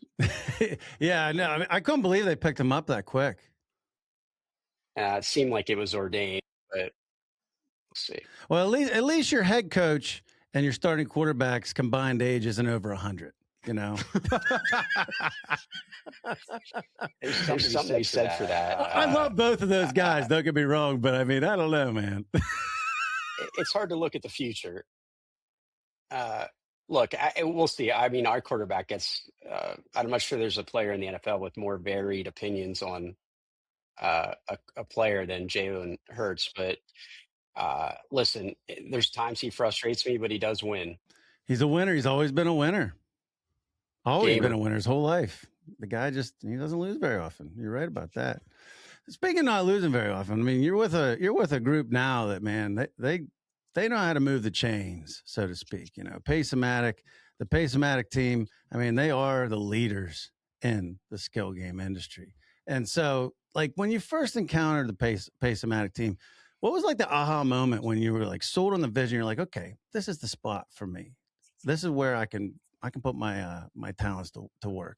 Yeah, I was fortunate. I think I came in at a point when the company was going through some transition. Our new CEO, Paul Golding, had just taken over, and I was fortunate that he saw something in me, and knowing how serious of a guy Paul is, and what he brings to the company, and that level of seriousness, it really attracted me to it. And I kind of see the vision. Obviously, you meet Michael and Carmen; they're two of the nicest people I ever met in my life. And being able to work in that environment, I could see the future. I'm not sure I could see all of this happen. I wish I could have, but it's been a really good journey, and I'm excited for the future. So Mike, for the people out there that, we've read the papers, we've been different places. What is a genuine Pennsylvania skill game powered by Pace? Yeah, look, it's a game simply that you can have fun on and win every single time. I understand that the court ruling has maybe cast some doubt on that, but I can tell you that the other courts that have ruled on this have found that that's the case. I think if you simplify anything, it could look like a game of chance. But the reality is, with our game, there's no compensating algorithm. There's nothing to tell the game that, hey, this is going to be a winner or a loser. And that's really the key difference. A slot machine, and honestly, many of the popular entertainment games, whether it's a claw machine or some of the arcade games you see, there's compensating algorithms to some degree. You have to put a certain amount of money in before that tension's going to grab the prize. And it's not like, I know my kids would tell me every time that they're really good at those games. I would tell you that daddy's good at giving you enough money to put in there to hit that mark. So, look, at the end of the day, that's the key difference. And I think that's also, it shows you Michael's genius, right? Like, he understood that people want to play a game that they can win. They want to have control of it. And I think that's learned behavior from playing video games and competing, and he understood they just didn't want to sit back and press the button. There's plenty of people that still want to do that, but there's a lane for this type of entertainment, and I think that's going to continue to grow. Now, let me ask you this: for those, again, that's a great explanation of it, and my mother-in-law, she's an avid skill games player, and when I told her about we're going to interview you today, she's like, wow, she's like, make sure you tell him I went to a new casino in State College and I lost all my money and I didn't even know how I lost it, and it was like 15 minutes, and I'm a skill game player, and I was so off. And I went home, and I'm never playing them again.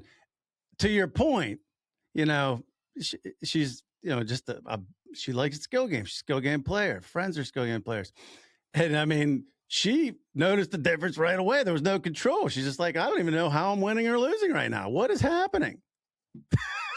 But Yeah, look, I'm not.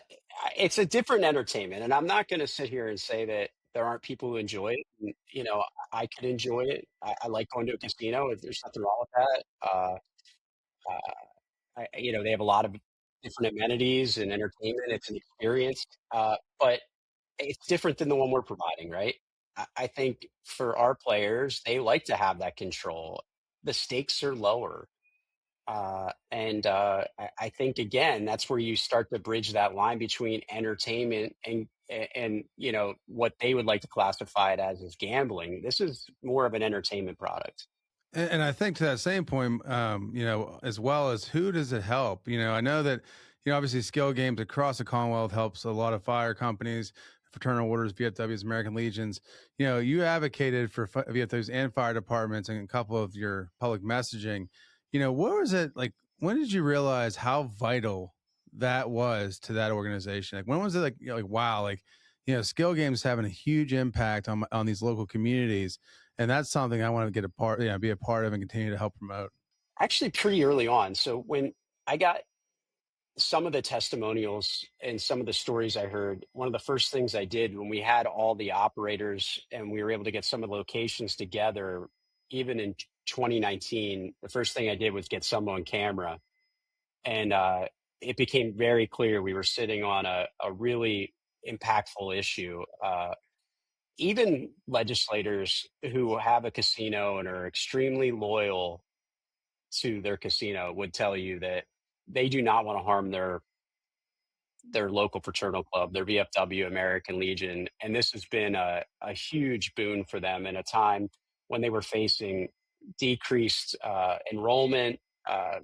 Our generation's not joiners. There's a lot of entertainment options. We're working a lot more than we did in the past. It really helped bridge those gaps to get them back to what they want to do, which is to be providing, charitable donations to the little league team, to the provide fireworks for the July 4th town celebration, those type of things.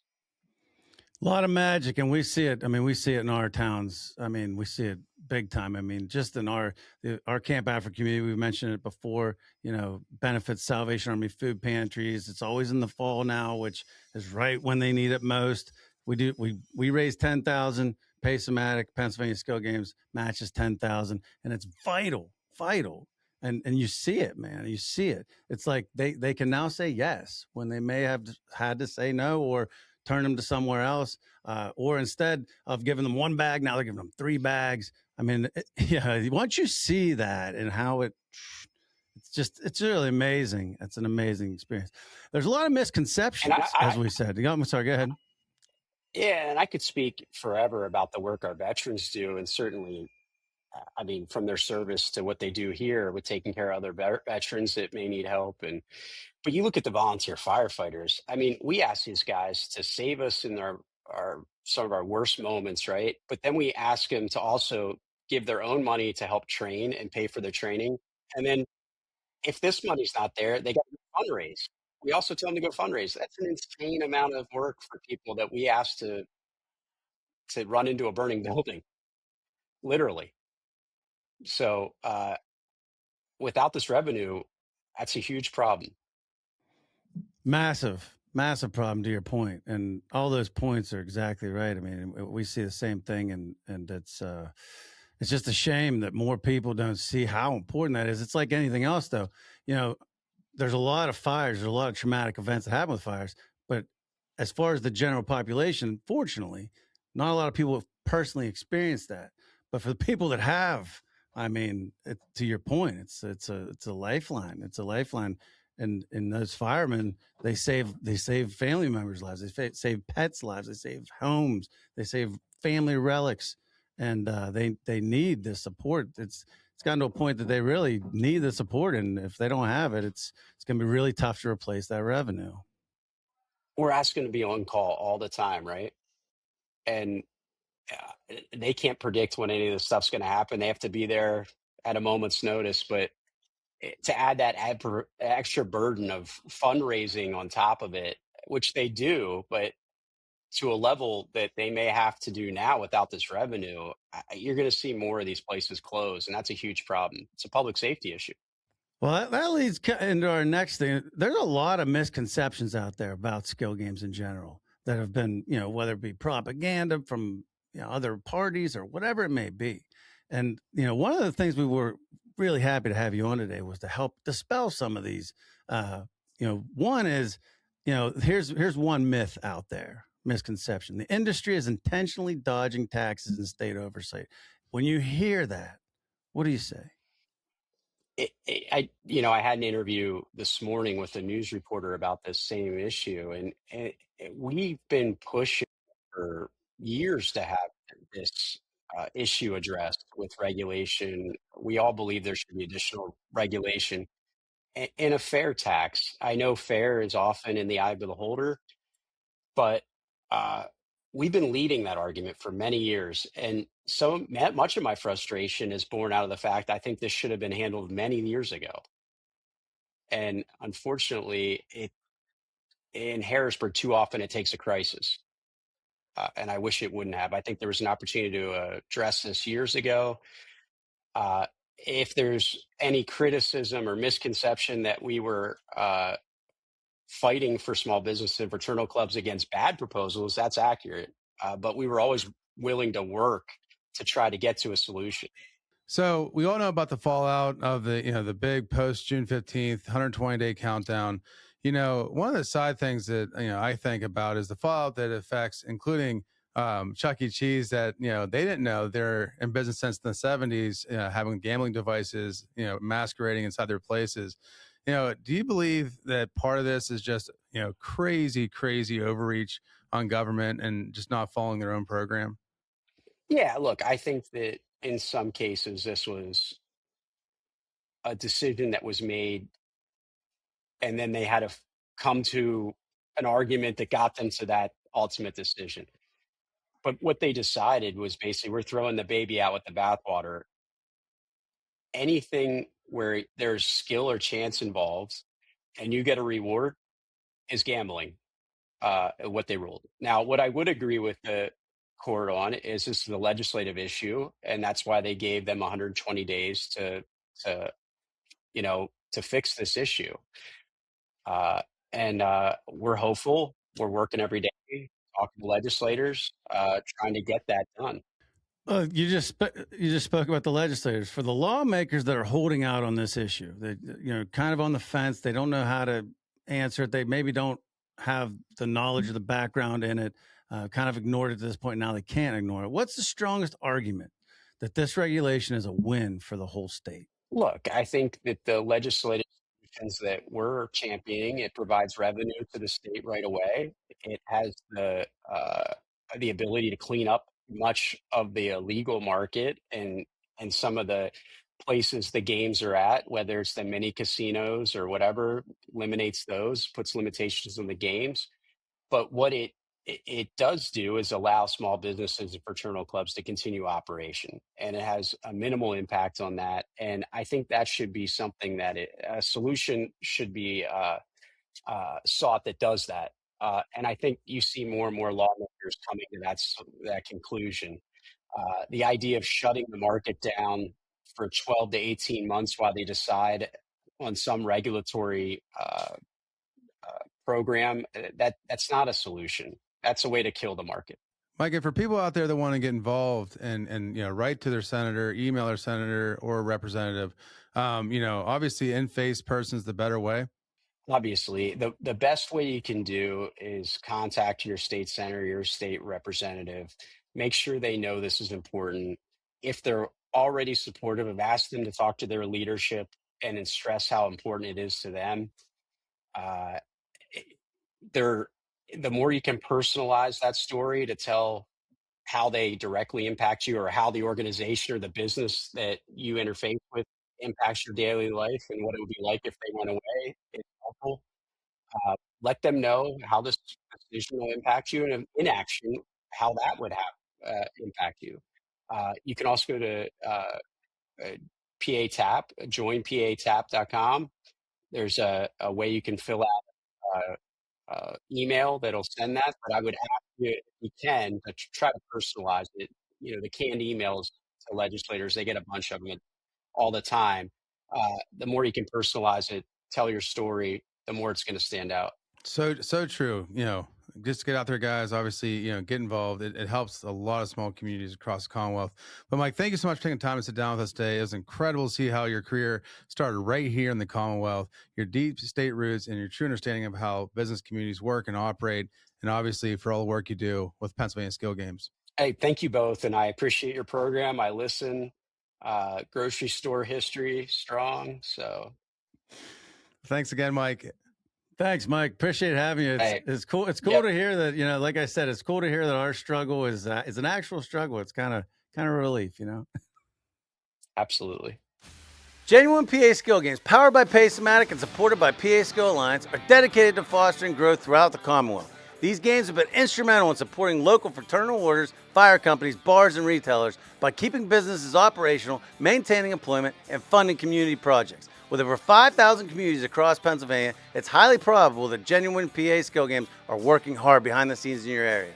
They ensure the vitality of our main streets, restaurants, bars, and stores. By supporting PASkillalliance.org, you are investing time in your community, employing your neighbors, and contributing to local nonprofits. Together, we can help keep Main Street open for business.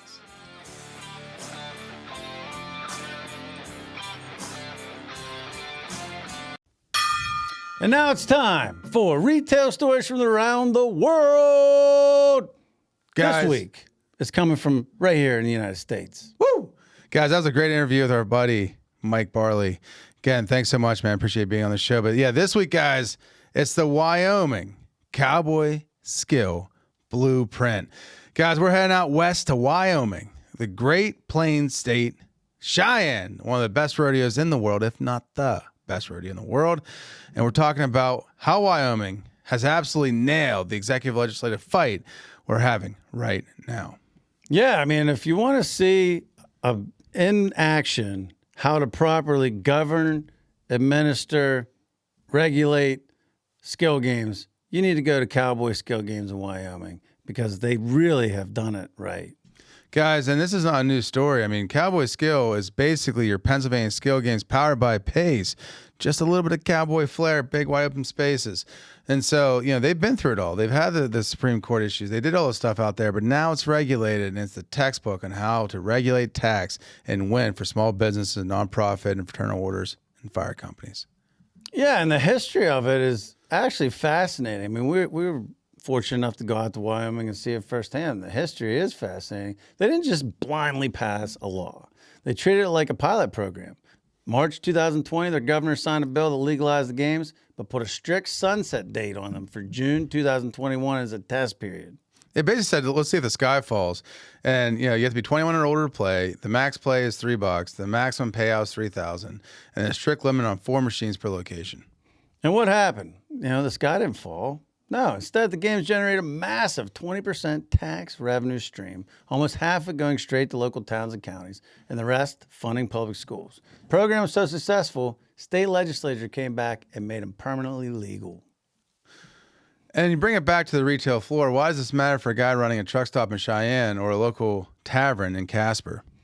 It's basically simple. It's the same thing, that we've seen. Those 4 machines are the difference in a lot of cases for these taverns and organizations between the lights going off and the lights staying on. I mean, it's not like their total budget. It's a part of it, but it's a key part of it. It's no different from selling milk or cans of corn or, in our case, sushi. I mean, it creates supplemental income that's safe, reliable, and regulated. Exactly. And because Wyoming regulated it, completely cleaned out all the bad actors, all the little mini casinos, all that kind of stuff, every single legitimate machine has a Wyoming Gaming Commission decal on it. So you don't have to worry if you're playing about whether or not the game's legit, whether or not the game's fair. It's got the stamp on it. And the stamp is everything. And it proves, skill games can be regulated. They can be doing it fairly, and they can put caps on the machines, and it all works out. Because at the end of the day, it's about taking care of the small business, fraternal order, nonprofit, and fire company that relies on that revenue every single day. Yeah, I mean, so, the blueprint's right there. It's a hot topic. It's obviously a big topic. It's why we wanted to cover it today. Obviously, we have them in our own stores.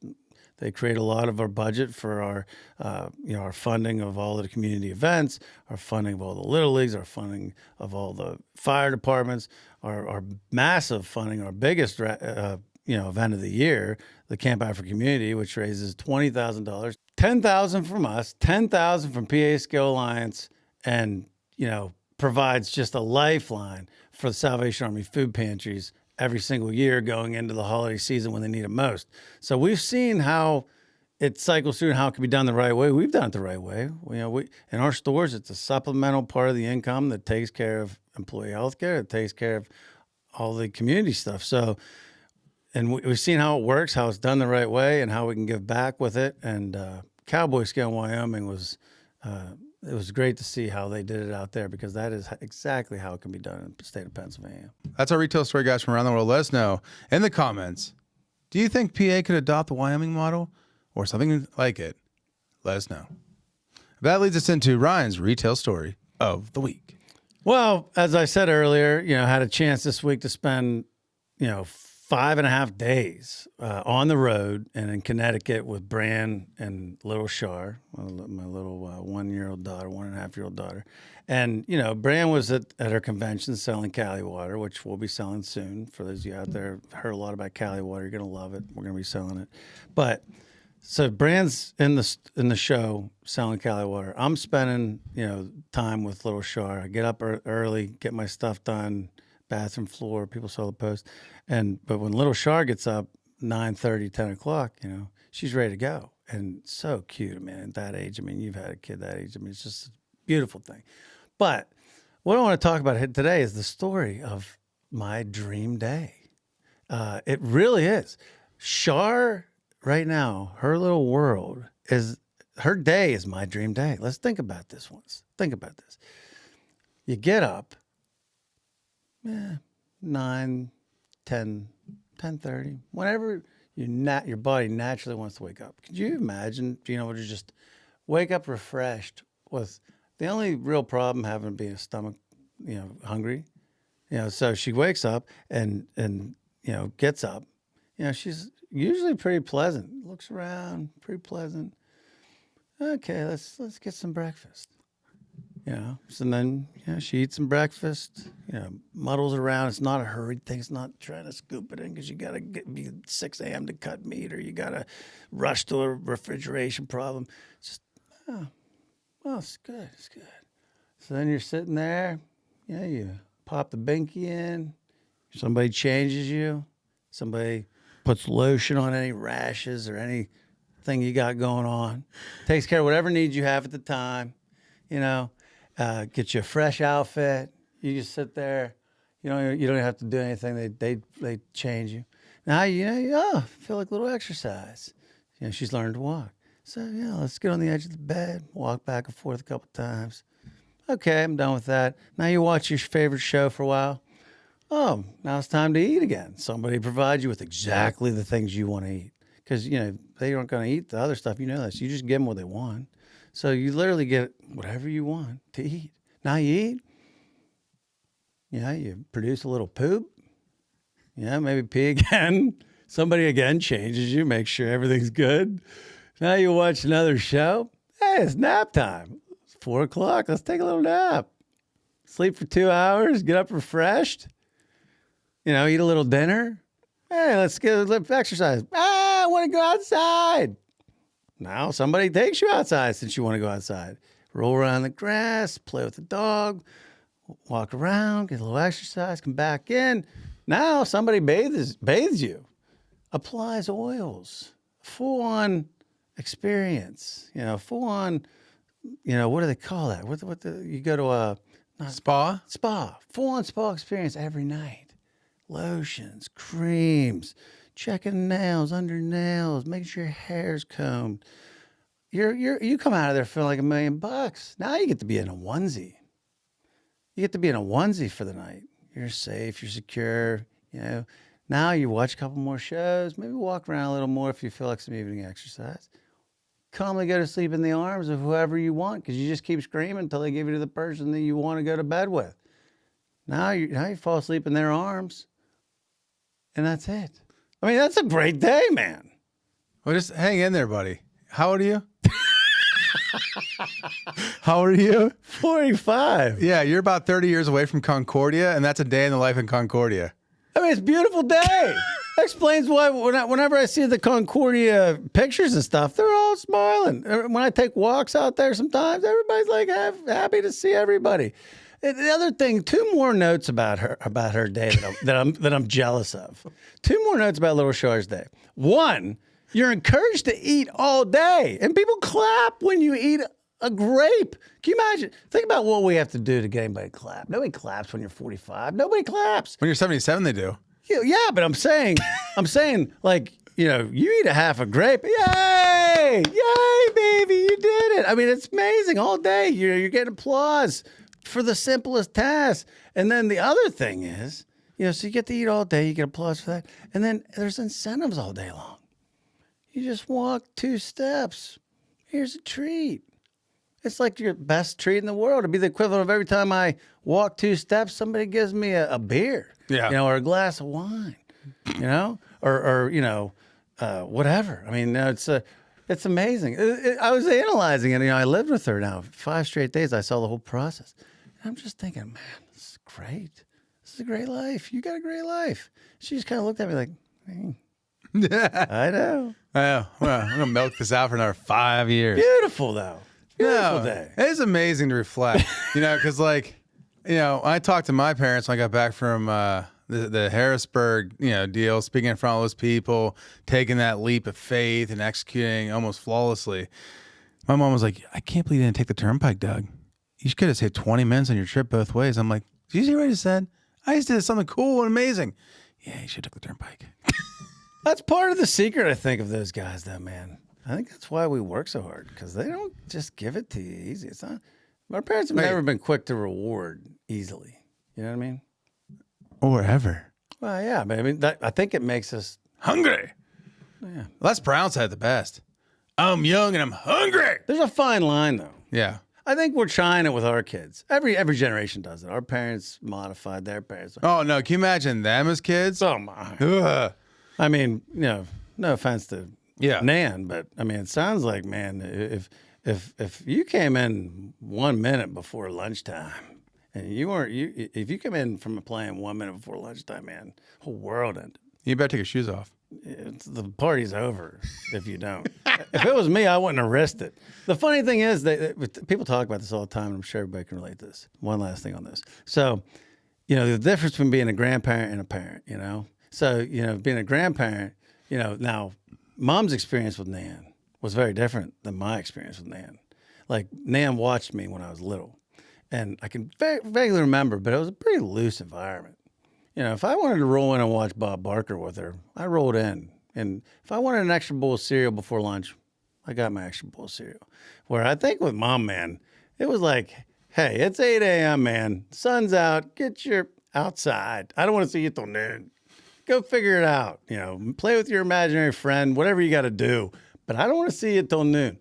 Then after lunch, man, you're back outside. It's a very structured environment. Well, yeah. I mean, let's face it does get easier every generation. That's what happens until some crazy, catalyst of an event happens, where cataclysm, as they call it, where this world ends and everybody gets tough again. But no, it's great. Baby Shar has the life. She does, man. And, it's a reflection of you in 30 years from now. And, I got to say, I don't really want the end zone, but the fourth quarter won't be too bad if that's the case. No. I mean, steak on Father's Day, it's not a bad gig. I saw those guys. Picture those guys. I mean, they're drinking Yingling. Yeah. They're having a great time. I mean, it's nice. Hey, you know what? No mowing. It's nice knowing that that's going to be the way to go. But Ryan, before we get there, we have a lot of retail trends we got to get through. Man, he's gonna gong it. Oh, I love the gong. Yeah, but we're gonna have a lot of retail trends, and this one before we get into it, I just want to say, I heard about this for like 2 years and really didn't think about how scary it is. It's scary. This retail trend, put in the wrong hands, aka the big box stores, it's gonna cost people a lot more money. But then the whole like faith in the system is kind of go. Well, yeah, I mean, we're talking about the retail trend, and it's a scary one, like you said. It's called surge pricing, and it's being brought on by this new push about digital shelf labels. For those of you out there that don't know the process, we get in every week based on, let's say we have 30,000 items in our store. Maybe there's 400 items through the warehouse that get a price increase. So what happens is, okay, let's say there's 400 items that average a 10-cent price increase that week, or decrease. Most of the time it's an increase nowadays.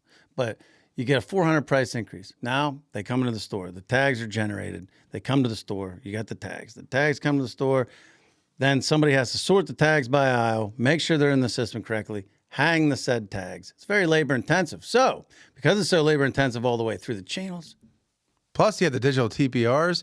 You have the price reductions, which temporary price reduction, TPR for those out there.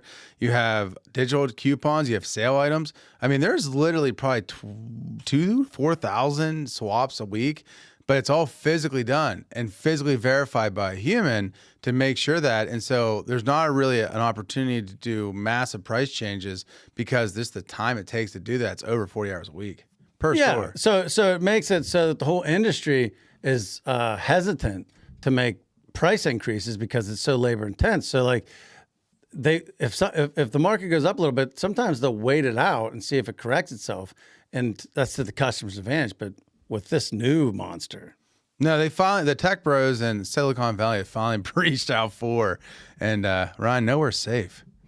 nowhere safe. I mean, if you haven't spotted them yet, just wait. Walmart's dropping digital price tags into every U.S. store by the end of 2026. Kroger's right on their heels. Corporate says it's about labor efficiency. I mean, to a certain extent, yeah. I mean, it does save labor, but consumers are terrified. A gallon of milk literally could start being priced like an Uber ride during a thunderstorm because everybody is coordinated together. Everybody can make these price changes overnight, and the customer and nobody even in the store will even be alerted to it. So it's very scary.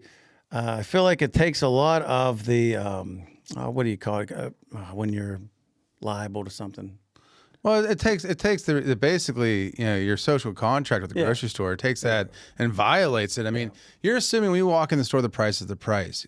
And basically with AI, with the cameras they have now, everything else, they can, and with the not app card, but with like the all the geofencing, they can tap into live geofencing and pick up your profile if you have a cell phone. And then when you walk into the store, all the prices change because they know that you can afford more based on your shopping habits. That's scary. Price surging. I was thinking of accountability. Oh, yeah. It takes away the accountability towards pricing because of what you just said. And now, for those of you out there, man, Doug is like corporate word of the week. Explain geofencing to the crowd because it's an interesting topic, and I didn't know really what it meant until about a year ago. But for those of you out there, explain the geofencing for them. If you've basically have a cell phone, a modern digital cell phone, and you have your credit card attached to it, you have your emails attached to it, it basically takes all that information, uses AI to basically create this, call it a tag of you. And so where you go, how you shop, what you buy, it then extrapolates that out because that's so many data points. It knows how much you make per year and what you're spending it on. And then basically how leveraged you are. But basically what your shopping habits are, where you went before, where do you go afterwards, what's the percentage you're going to go here afterwards. It basically creates that shopping pattern for you. So it's kind of a new thing. It's like circa 2020, but it's pretty much of a new thing. But now everybody has this like shopper profile. And so they start putting you into these pools of different, and it's a rating. A through, I believe it's F. Maybe it's more. Maybe it actually goes all the way to Z or something. But it basically creates you by your age, by your spending habits, by your income, everything else. It creates this profile for you, and then it geofences you, meaning when you go into a certain area, that's the fence, and when you cross that platform, it all of a sudden alerts and or basically tells what's going on. So based on your location, and if you're sharing it, if you're doing like Google Maps, if you're doing Apple Maps, it allows them to actually track that. And then what it does is once you walk into the store, it surge prices. Basically, it's like, oh, Doug's in here now. He can afford 5 cents more and everything. Boop. Or you talked about earlier, Storms Brewing, milk, eggs, all that stuff, boop, up 5%. Just during that time, then it goes back down. And so by having this super flexibility pricing, it's hard for people to budget, and it breaks that relationship of, okay, we're going to have our pricing, we're going to run it out there for a week, we're going to let the market adjust a little bit, and everybody gets the same price. Not anymore. It basically allows them to customize pricing based on who the customer is, not what their program is. Yeah, no, it's a great explanation, and I think it will help people understand. But like the surge pricing, we've seen it over the years in other industries. We've seen it in hotels especially. I was just in State College last night. I spent the night in State College. And let's face it, the hotel room I was at in State College last night, maybe it was like $160. Well, if I wanted to stay in that same room, we looked it up. If I wanted to stay in that same room for a football weekend at Beaver Stadium, I'd have to get minimum 2 nights, and it'd be $700 a night minimum.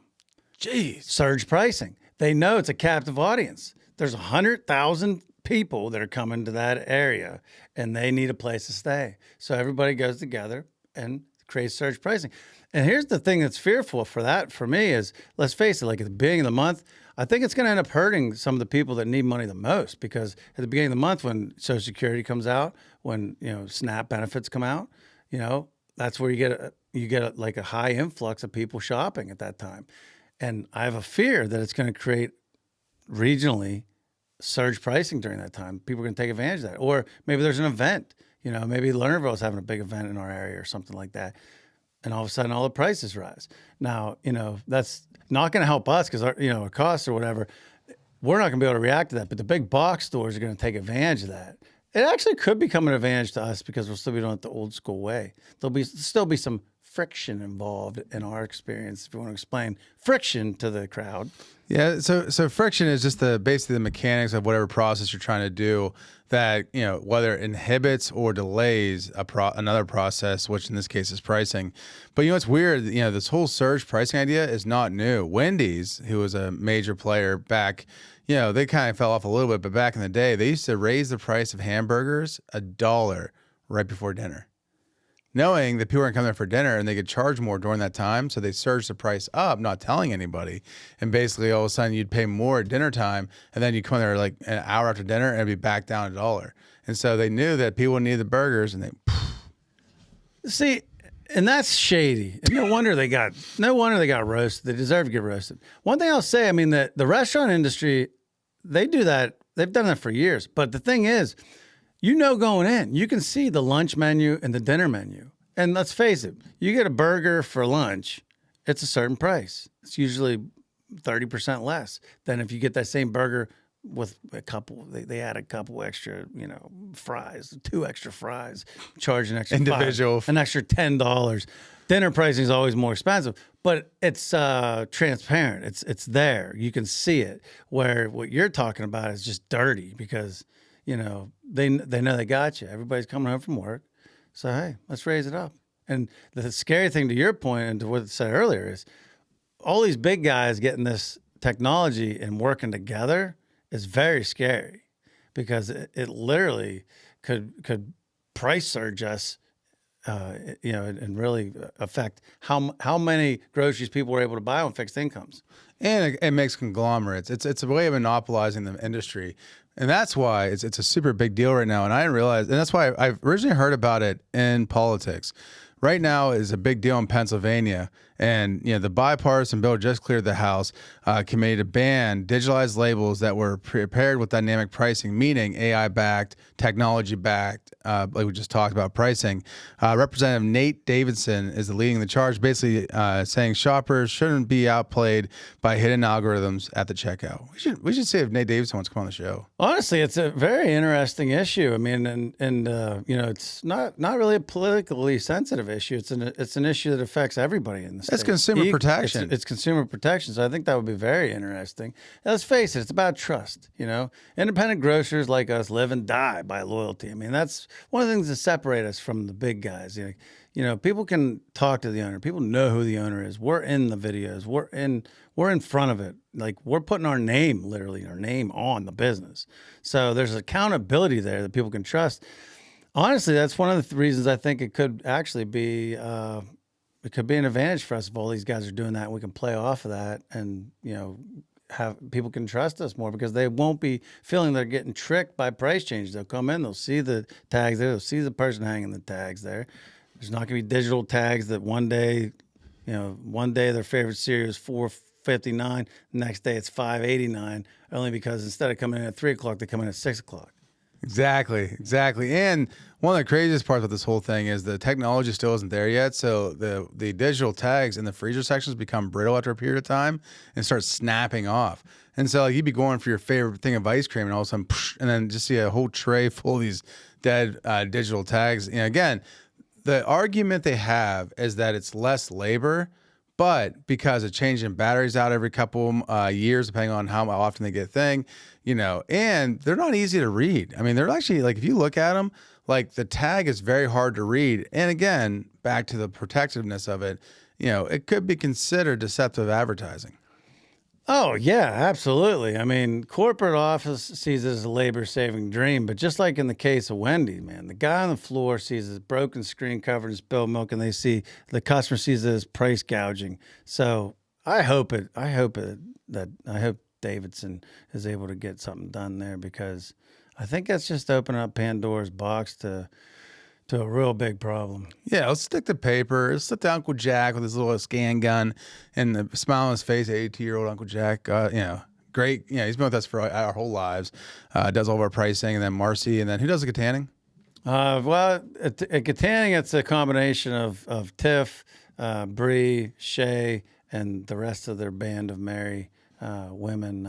They kind of all do it together. Tiff, though, Tiffany, our general manager, she personally oversees that process. So I mean, it's pretty locked down, man. So I mean, I'm very confident customers in our 3 stores are getting literally a fair shake.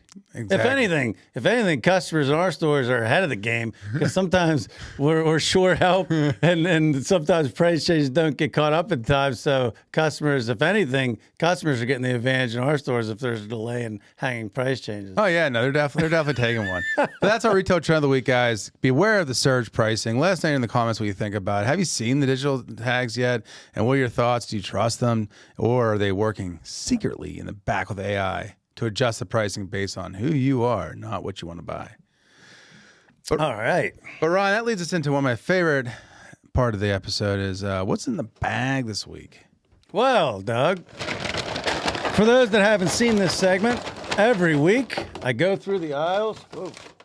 I go through the aisles and I knock stuff over. knock stuff over. Yeah.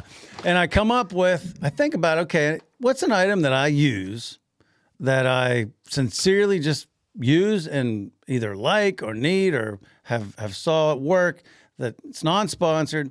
What do I want to share with the group? Well, I'm going to share this item right now with the group. And this item, for me, is a barometer. And you'll understand in a second. The item of the week is Tums. Tums. Tums. Antacid assorted berries, 72 chewable tablets. Hey, if you didn't believe us 45 before, baby, here is the proof. Tums is my item of the week. And I'll tell you what, I do use it as a barometer because, let's face it, as you get older, you're not able to, you're forced to either A, die early, or B, modify your life, moderate your life, and eat and drink and sleep and do all the right things. Your body tells you if you're not. And when you're 20, your body, you can really go crazy, eat whatever you want, party, do all this stuff and not sleep, and your body's able to keep. But when you get to be 45, man, you eat too many straight greasy meals, or you go out 2 straight nights and drink 4 or 6 beers or glasses of wine. Your body starts, letting you know. Well, it's funny. It's also a barometer with like psychological impact in the community. If stress is up, if the local carnivals in town, everybody's mowing down fried Oreos, the sales of Tums absolutely skyrockets. And it's the unofficial sponsor of politicians and small independent grocery store owners because we're always under stress. And, the thing that's bad about it is they're tasty little treats. I don't know if you like them, but I think they're tasty. How do you think it got its start? But basically, a sort of berry, man. I mean, a little chalky. A little chalky texture. But once you get past that, man, it's actually quite a nice treat. And it does work. It does. It does work. But again, if you get to the point that you need to pop Tums, it's time to go, let's drink some water. Let's eat some salad.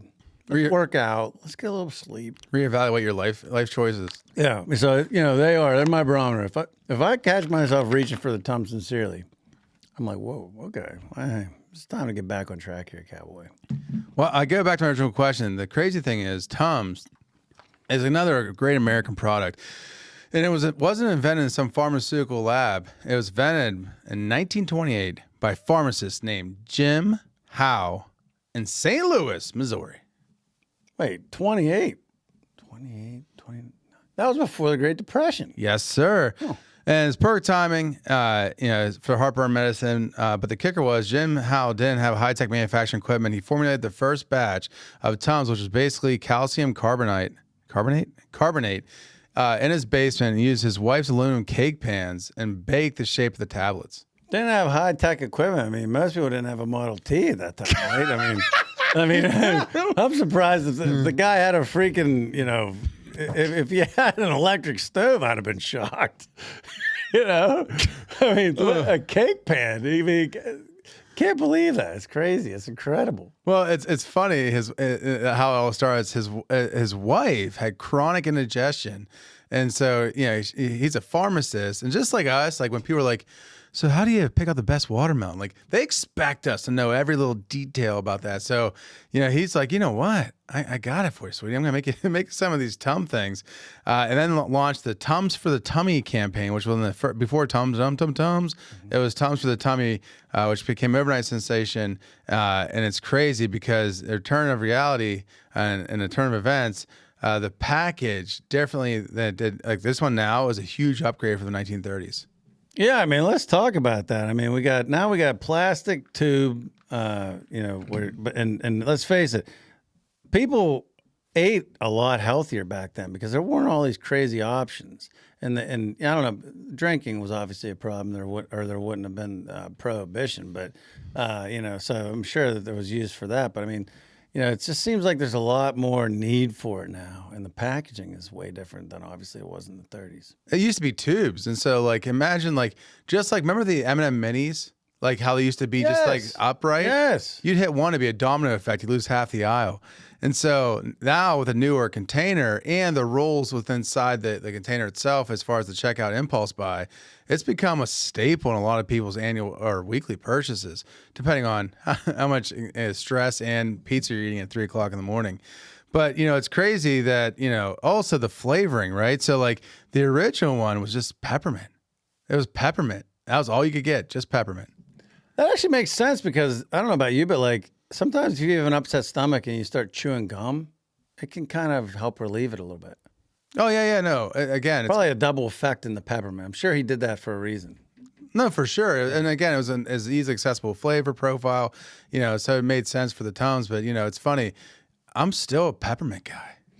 Peppermint's solid, man. I mean, honestly, I agree with you. I couldn't agree more. It's great. I mean, this is the berry version. To be honest with you, this was left by I'm going to call him out. Cam's boyfriend, James.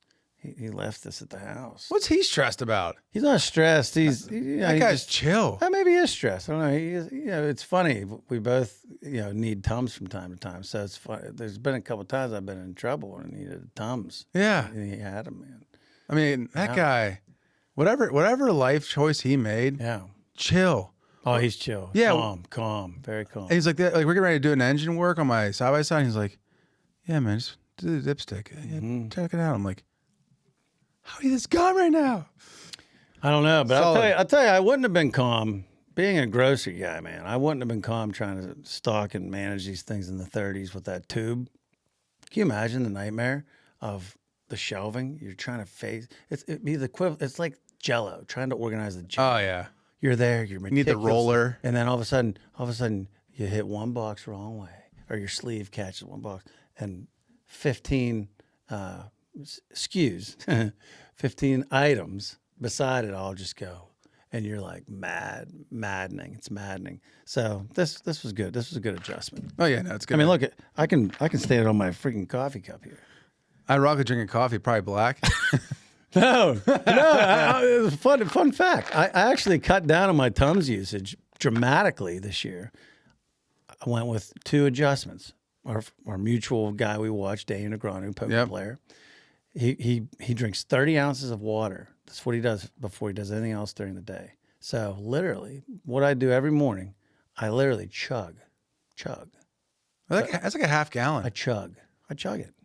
30 ounces of water before I allow anything else in my body. Quarter gallon? Is that a quarter gallon? I don't know, man. It's a lot. Isn't 128 ounces a gallon?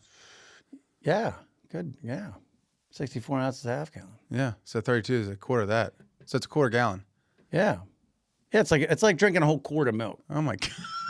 only it's water. But I'll tell you what, I made that adjustment, and now not too much, but a little whole milk, just like splash of whole milk in my coffee. Like I fill this thing up, a little splash, a couple little splashes of whole milk, and just those 2 adjustments, mixed with obviously some other, but generally those are the 2 only major adjustments, have greatly reduced my need on my little friend.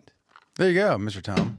Well, I'm glad you're talking about life adjustments, and I'm glad we talked about employee management, because this week's retail story, I mentioned to you before the show, and I think you forgot about it. was insanely epic. And what I mean by that is, so my retail story starts in Katanning. So when I came back from Virginia, Dad put me in Katanning to learn how to be a manager, and then a little bit of meat cutting from time to time, and then just kind of doing some other stuff. So I was in charge of basically like I was like the sprinkle on site, the guy that had to answer most of the questions. So one day I'm walking there, we hired this new meat wrapper lady, and she's doing really good. She's like just really busy and a part of the madness and doing a great job, showing up to work, great personality, everybody likes her. And so then I work with her a little bit, nothing really that wrong. And so then a couple of days later, all of a sudden, the produce girl comes back from vacation, and she's like, Doug, I need to talk to you. I'm like, why are we whispering? She's like, I need to talk to you in the back room right now. And I'm like, okay. So I go in the back. And usually when that happens, it's always something like not that serious, but everybody plays it out to be serious. So I'm like, what's going on? She's like, look at this picture and read this article. I look at the picture, and then I read through the article. Lady arrested for using child as a distraction to armed robbery at local business while under the influence of issue maybe illicit drugs, and just got out of jail. And I said, well, that's a pretty wild story. I'm like, so I go back up to the picture. I'm like, oh shit, that looks like the chick in the meat room. And she's like, yeah, it is the chick in the meat room. I know who she is. She's my third cousin.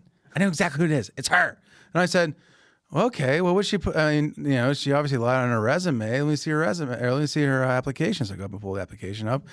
Completely different name, clean background. And I'm like, huh. I'm like, this is weird. So I go back. You know me. I don't mess around. I don't go through my 5-step. I'm a 2-step guy. I go back and I'm like, hey, pull out my phone. I'm like, is this you? And she's like, no. I'm like, are you sure? Because it looks just like you. And she's like, no, it's not me. I said, it's you. It's definitely you. And she's like, I'm going to be honest with you.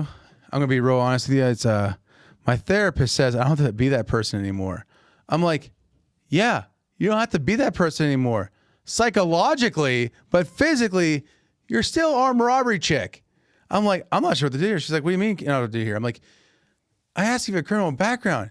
I mean, we're in a grocery, family, hometown store, retail environment. Armed robbery while in influence of drugs, using a child as a diversion. Not great. So we ended up, luckily, and she's like, what are we going to do here? I'm like, well, first off, I need to unload the trucks. I'm not going to fire you right now, but we're going to talk about this in a couple of days after I find your replacement. So I go back and talk to the meat manager, and we come up with a plan. And a couple of days later, this person comes back in and it's like, hey, I got a job somewhere else. I'm going to have to leave. And I'm like, oh, how much time are you giving us? She's like, I think it's better if I sleep today. I'm like, okay, do you mind if I ask where's your new job at? And she's like, I'm going to be a drug and alcohol counselor for the state locally and help people overcome their addictions. And I'm like, have a great day.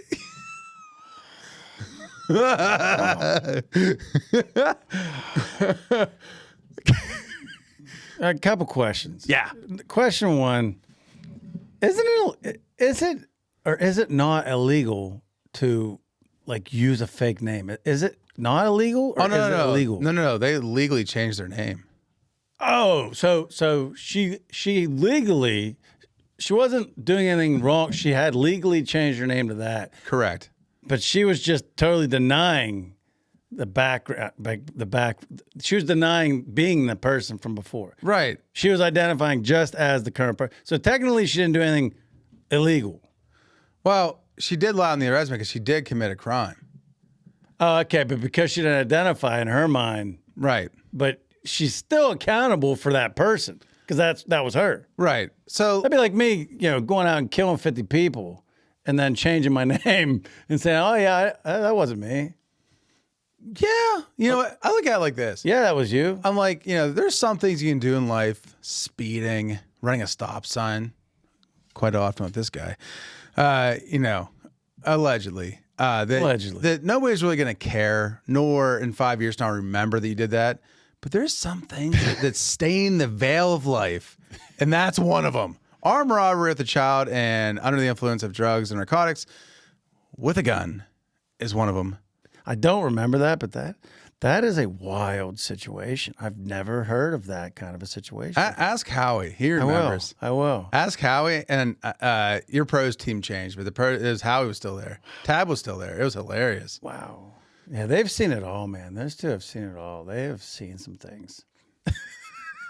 That is a wild situation. So the moral of the story is check the background of all names and alleged aliases used for the job. Yeah. Yeah. And ask local people that, because no one ever says anything about it. I can name one of those Toms. You know what I mean? You're going to take one. Where are they? This coffee's hitting strong. Anyway, but guys, that was a great episode. A massive thank you to Mike Barley. Doug's barometer's going off. Oh, that story gave me acid problems. Just reliving it gave him acid problems. No, the fact that she argued with me about the picture, I'm like, dude, it's you. It's it'd be like this. Like, it wasn't even this close. Like, this guy here, this guy there. No. This is like showing a picture of the person and be like, hey, is it you? No, it's not me. I'll tell you what, though. Hats off. Hats off to the psychologist that was dealing with her. I mean, he had her thoroughly convinced that wasn't her anymore. Oh, I mean. Or she. Yeah, I mean, nobody wants to be associated with that person. No, but I'm saying, though, that, yeah, that's a pretty good therapist. Oh, no, they're making their bones. They're doing a good job. But guys, that was a massive, awesome episode. I need to find a therapist that tells me that the fried foods, beer, and wine are horrible for you. And you don't want to ever eat them. I am not a grocer. I am not a grocer. I am or not a baked grocer. Goods or candies. Not a grocer. But guys, that's a great episode. Thank you again to Mike Barley for sitting down and pulling back the curtain of Harrisburg. It really hits home when we talk about things in Pennsylvania like skill games and the impact it has in our communities and the abstract debate happening in the Capitol right now in the Dome. It's real world. It's 120 days and it's going to impact lives. Guys, make sure you get out and get involved and support your local tavern, fire companies, nonprofits, and guys like us, little grocers, little gas stations across the Commonwealth. Absolutely, Doug. Whether it's the Cowboys out in Wyoming rewriting regulatory blueprint or folks right here in PA showing up to look lawmakers in the eye, local voices matter. And hey, if you're a core pain point today with shopping cart with vibrating wheel or a row of Tums sliding off a heavy-duty shelf, absolute dark abyss behind the vitamins, just know you're not alone, man. You're not alone. And don't let the tech bros win. Make sure you protect the price of that milk. Make sure they can't track you as a number and change the pricing accordingly. And make sure that if it's raining out, we're not going to pay an extra 10 cents for bread. But guys, make sure you check it out. And again, don't be a ghost. If you ask for something, wait for the person to come back. Hey, drop a comment below and let us know your favorite Tums flavor. I mean, everybody has their favorite Tums flavor. Doug, psychotic as it is, likes peppermint. He likes that chalky peppermint just floating around in his mouth. But give us your thoughts. Let us know your own retail horror stories. Anything that comes across, shoot the comments. We appreciate it. We like looking at them, and we share it amongst each other, whoever hits it first. Guys, and also, big shout out again. If the time matters, time's now. PASkillalliance.org, protecting skill games in Pennsylvania, creating the opportunity for more legislation and framework that's going to help us be successful, not take industry away from the people in need, including our fire companies and our friends at the VFW and American Legions.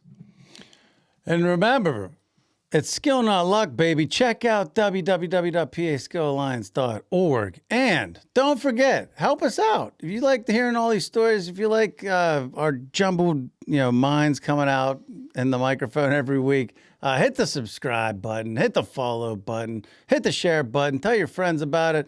The more subscribers we get, the more followers we get, the better the content we're able to produce. So we really appreciate you guys watching this, and we'll catch you on the next episode.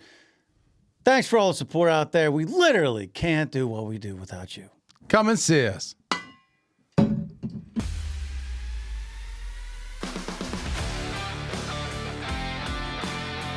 Okay.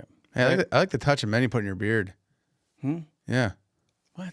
Give a little salt and pepper. That's natural, man. Stress. Daily.